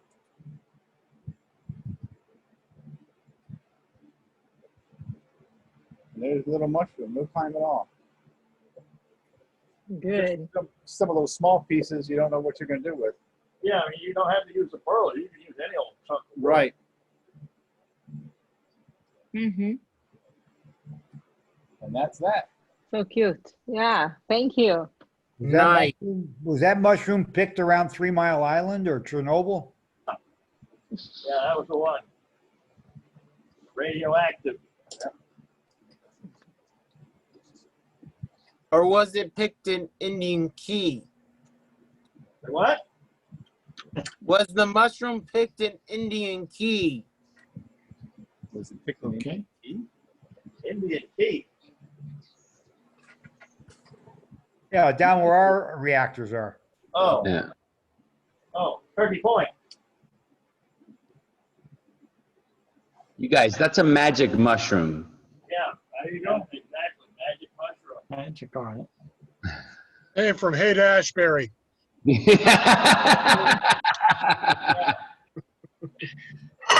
I was thinking more the mushrooms from Mario that gets you really big.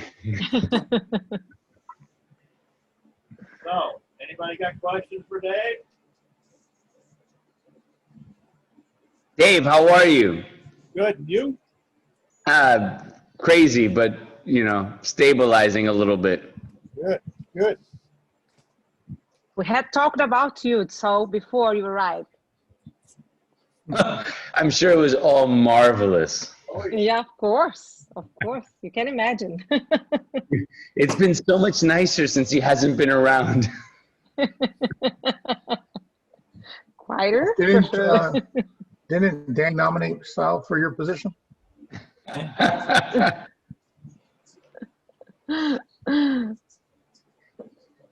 Saul, how's the house coming? Oh my gosh. Never mind. Well, I mean, it's at the worst stage because we're almost there, but it's just not there. I think we could probably feasibly start moving in 2 weeks. We have a final, yeah, we have final inspections next week. I got the insurance guy coming to check the house next week, and we're hosting our first thing at the house this Saturday. My daughter's doing baby classes, like baby swimming classes, and so the pool's ready. So we've been doing it with 2 other babies, so they'll be coming Saturday and checking it out. So I'm excited about that. Oh, that's great. Yeah. You look tired. By the way, Congratulations. Finley, I got a table saw. Oh, when'd you get the stop saw? I got the stop saw, but I got it on eBay. I got it off Craigslist. Some very nice lady who knows Danny. And no, Paula. Paula better. like this artist lady bought one 3 years ago, didn't even take it out of the box, and was selling it in Coco Plum for like $1,200 less than what I would have had to pay. And it was like a dream come true. And you know who saved my life? Our fearless leader. With his truck? With his PVC pipes and pushing it the Egyptian way. It works every It time. has to. Super worked. It super worked. And Rented a I don't. trailer that was too heavy to get in the back of my truck. Yeah. So I rented a trailer, I hooked it up, we put the ramp down, we just pulled it right up on the trailer, would come along, and PVC rollers under it. Absolutely. Have you ever heard of Edward Leeds Scally? The Coral No, but I Castle? would like to. The Coral Castle. Oh, got it. Yeah. His quote was always, "I know the secrets of the pyramid." One guy lifted all of that stuff up. I was impressed. It was also funny because we went to go pick this up, and it was in this very nice house in Coco Plum. And well, we're 5 minutes after we get there, the police show up. And we're like, okay, the police is hanging out, and the lady's like, no, you can go. And she turns around and she's like, I'm really sorry. It's the first time I've sold anything on Craigslist. I was really nervous, so I told the police to come. But now that I know you know Paola, it's not a big deal. I can see why they called it on you. Ralph, on the other hand, looks like an upstanding citizen.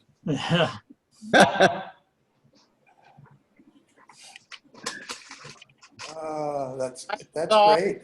Yeah. So is it a 220? Yeah, no, 220. It's got the 52-inch rail.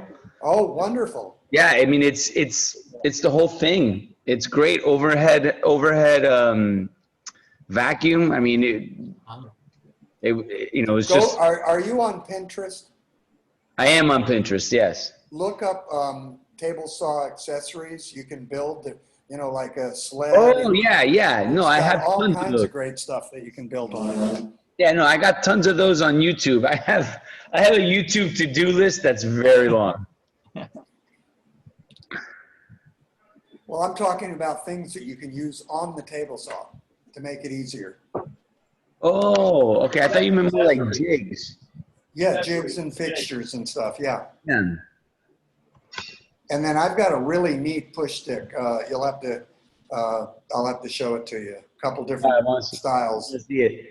I saw one the other day that a guy who was obsessed with sneakers made a push stick to look like a Nike Air Jordan sneaker. I was like, oh, that's pretty cool. Too much time on his hands.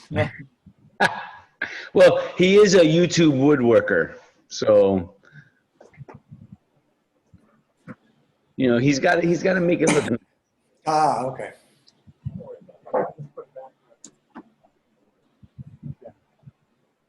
So the garage is filling up, huh? Man, the garage is packed. No, I meant with woodworking stuff. It's getting there. Right now, most of the stuff is still in storage. But I mean, right now, I don't know if any of you guys have tried to buy furniture right now, but there's impossible. There's none. And we've been appliances. Have you had any issues with buying appliances? We got appliances. So we actually purchased our appliances before COVID. Good idea. We went to a place called Monarch on US 1. Have you ever heard of it? It's like on US 1 near South Miami Hospital, near where Chipotle is. And the Elks Lodge, really close to the Elks Lodge. There's an appliance group there, and my family used them and we used them, and they were great. They got us great prices, and they've been holding the stuff since February for us. Oh. Yeah. Yeah, my sister went to try to buy a washing machine, and they can't even find it.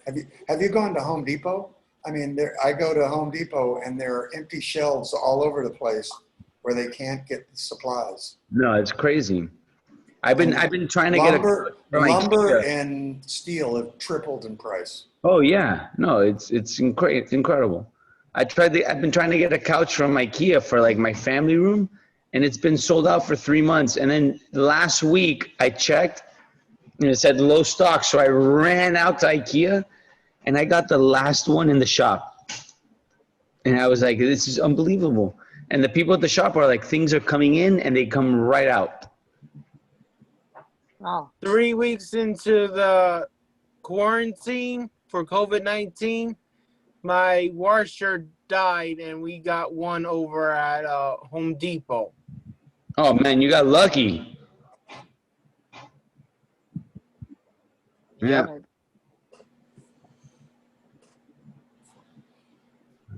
So what are we doing now? Well, what are we doing? Well, anybody got anything they want to show? Any work they've been working on that they want to show for the instant? Oh yeah, Ozzy, what's up? Everyone's had time.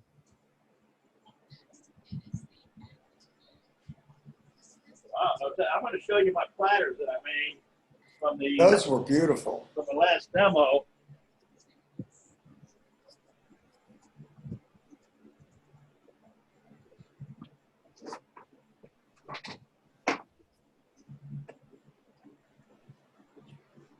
Oh, yeah. So these are. Wow. That's a good shot of Brian. Yeah, I don't know what's going on with that.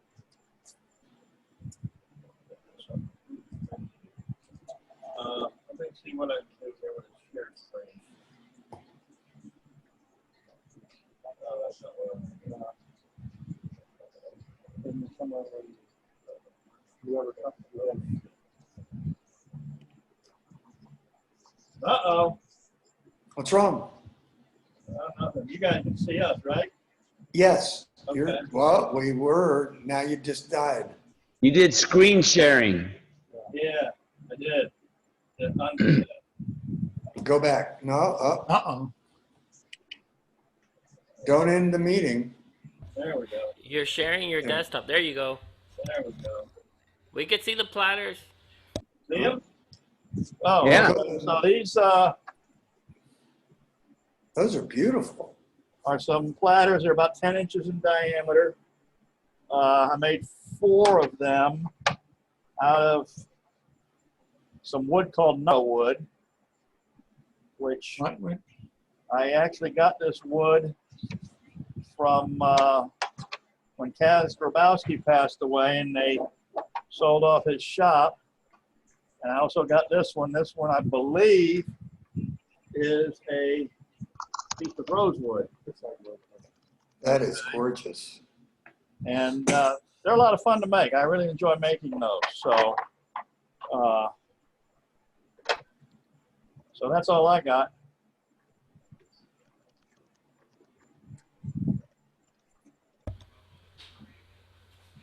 Anybody else got anything they want to share? I do. Let's see it. I've been making these little coffee scoops with a little bowl made out of maple, and the handle on this one's bloodwood. And I've been batching them out because my friends have been interested. So I was doing this just before meeting. I knocked out 3 in rosewood and 3 in walnut. I basically have them like this because I'm gonna go back and sand them, and then I'll finish them off the lathe with some lacquer. And I've been casting. It's not so much turning, but I've been casting these little dishes out of resin, and like with all sorts of patterns and like gold rims and things like that. Cool. And that's pretty much it. Are you using a mold or some kind? Yes, for the dishes, this is a mold.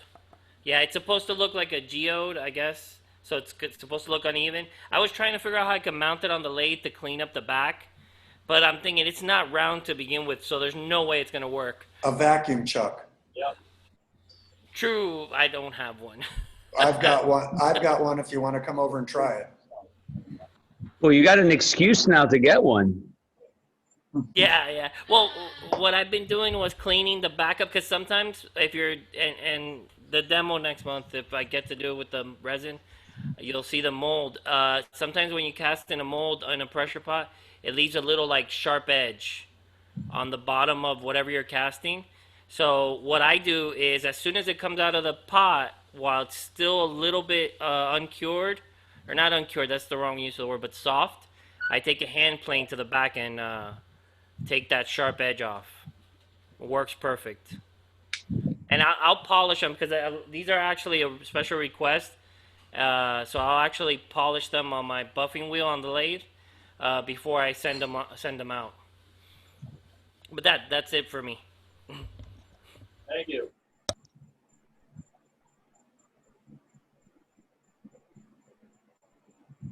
Anybody else? Yeah, I got a little bowl here.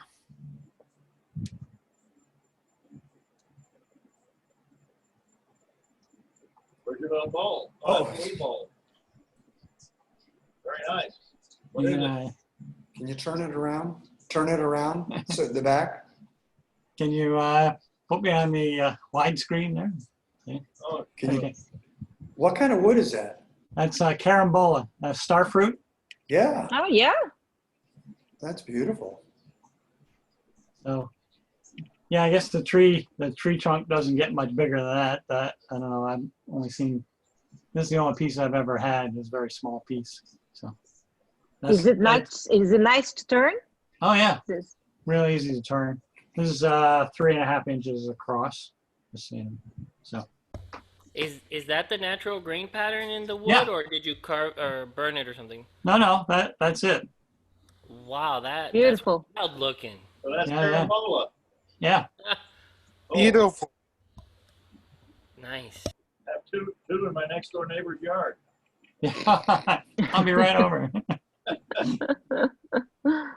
That's it for me.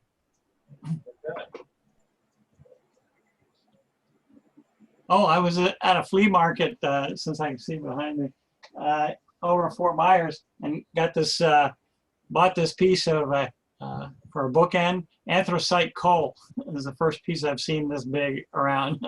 Wow. So. Wow. Brian, are you still in tomorrow, or when do you need the pictures for the newsletter? If we're sending you pictures of stuff. Next week is fine. Let me put my email down here in the message thing again. Oh, how do you send? I've tried to type something in the chat thing, and I can't seem to send it. How do I send it? Hit enter. Yeah. Yeah, Oh. just hit enter. Oh, okay. So that's my email. Anybody has a photo for the instant galleries, even if you're not showing it tonight, you have something that to put in the newsletter for instant gallery, just email it to me at that email, brian2484@aol.com. I'll show a bowl I did. I just have to share a screen because I sold it. All right. You did what? Sold it. Oh, you sold it. Oh. Made That's something kind of that's bowl. not. This is the bottom of the bowl. It's a sea grape bowl with Wow. somewhat natural edge. It was a crotch piece. That's nice. That's Nice. beautiful. Yeah. Sold that one. That's all. Nice. What size is that? Ended up being close to 9 inches wide. Like 5 inches high, I forget. Beautiful, David. Thank you. That's it.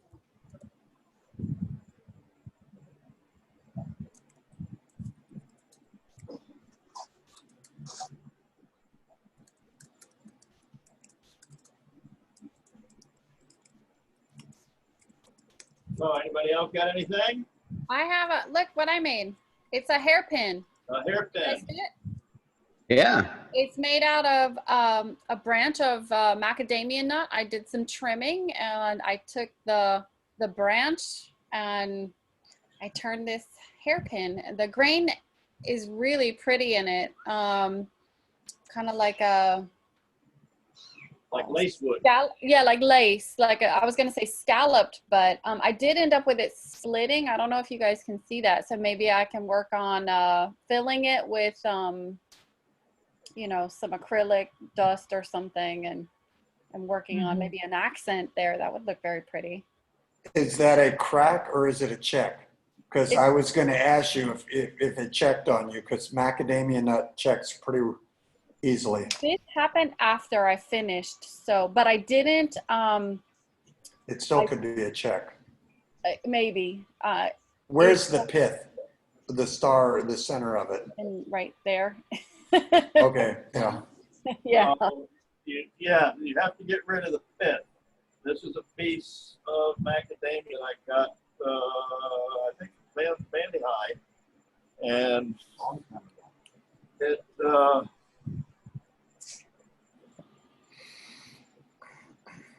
cracks like crazy. So I just turned it with the branch. So, you know, Well, it's got the pith in it. pith right there in the center. So maybe Yeah. that's not the best choice. Maybe I need to get a bigger branch and cut it. Exactly. Get a bigger branch and split it and make a piece out of it. Okay. This Okay. one's. But I can fix this one, yes? Yes. Sure. Okay. You can do like a Japanese style where you get the acrylic or whatever glue, and then you put like some powdered. You can get like powdered, and it's really nice when you do it well. Yeah, it'll look like the eye of Saruman. Yeah. The Hobbit. That's all I've done in the last 2 months, so. Next. Thank you. Welcome. So, anybody else? Don't be shy. I'm not shy. I got nothing to show, but I'm falling asleep, so I'm gonna go. Okay. And that's my rhyme for tonight. Yeah, you can get up and deal with them kids tomorrow. Yeah. Luckily, my bad kid's not gonna be there tomorrow, so it's a great gift. Did you get rid of him? No, he's just, his parents can't pick him up today or tomorrow. Since he's gone home almost every day for ripping his face mask off, his parents can't pick him up, so they're just not taking him to school until they can pick him up again. Good idea. Yeah, I'm not complaining. Well, you know, I heard years ago, and of course you can't do it now, but I heard years ago down in Mexico that when the kids misbehaved in class, they just put them in a damn gunny sack and hung them on a hook on the wall so they couldn't do anything. So, you know. I see that going very well in a public school setting. I think it's gonna work. I see the headline now. You know, man puts autistic kid in a sack hanging from the wall. Yep. Everyone cheers. Well, yeah, they might. So. Guys, it's great to see you guys, but I'm crashing. Have a good night, all right, guys? Good night, Saul. Hey, you take care. Be Good night, safe. Saul. Bye. Bye. All right, anybody else? Great demo and a great meeting, guys. Thank you. Thanks. As always, yes, fantastic. Thank you so much for you both. All right, well, Yeah, I'm gonna shut thanks this a lot thing again. down. So, thank you. Good night, all, and I'm gonna say one thing here. Get out and vote. And that's all I'm gonna say. Yep. I know. Okay.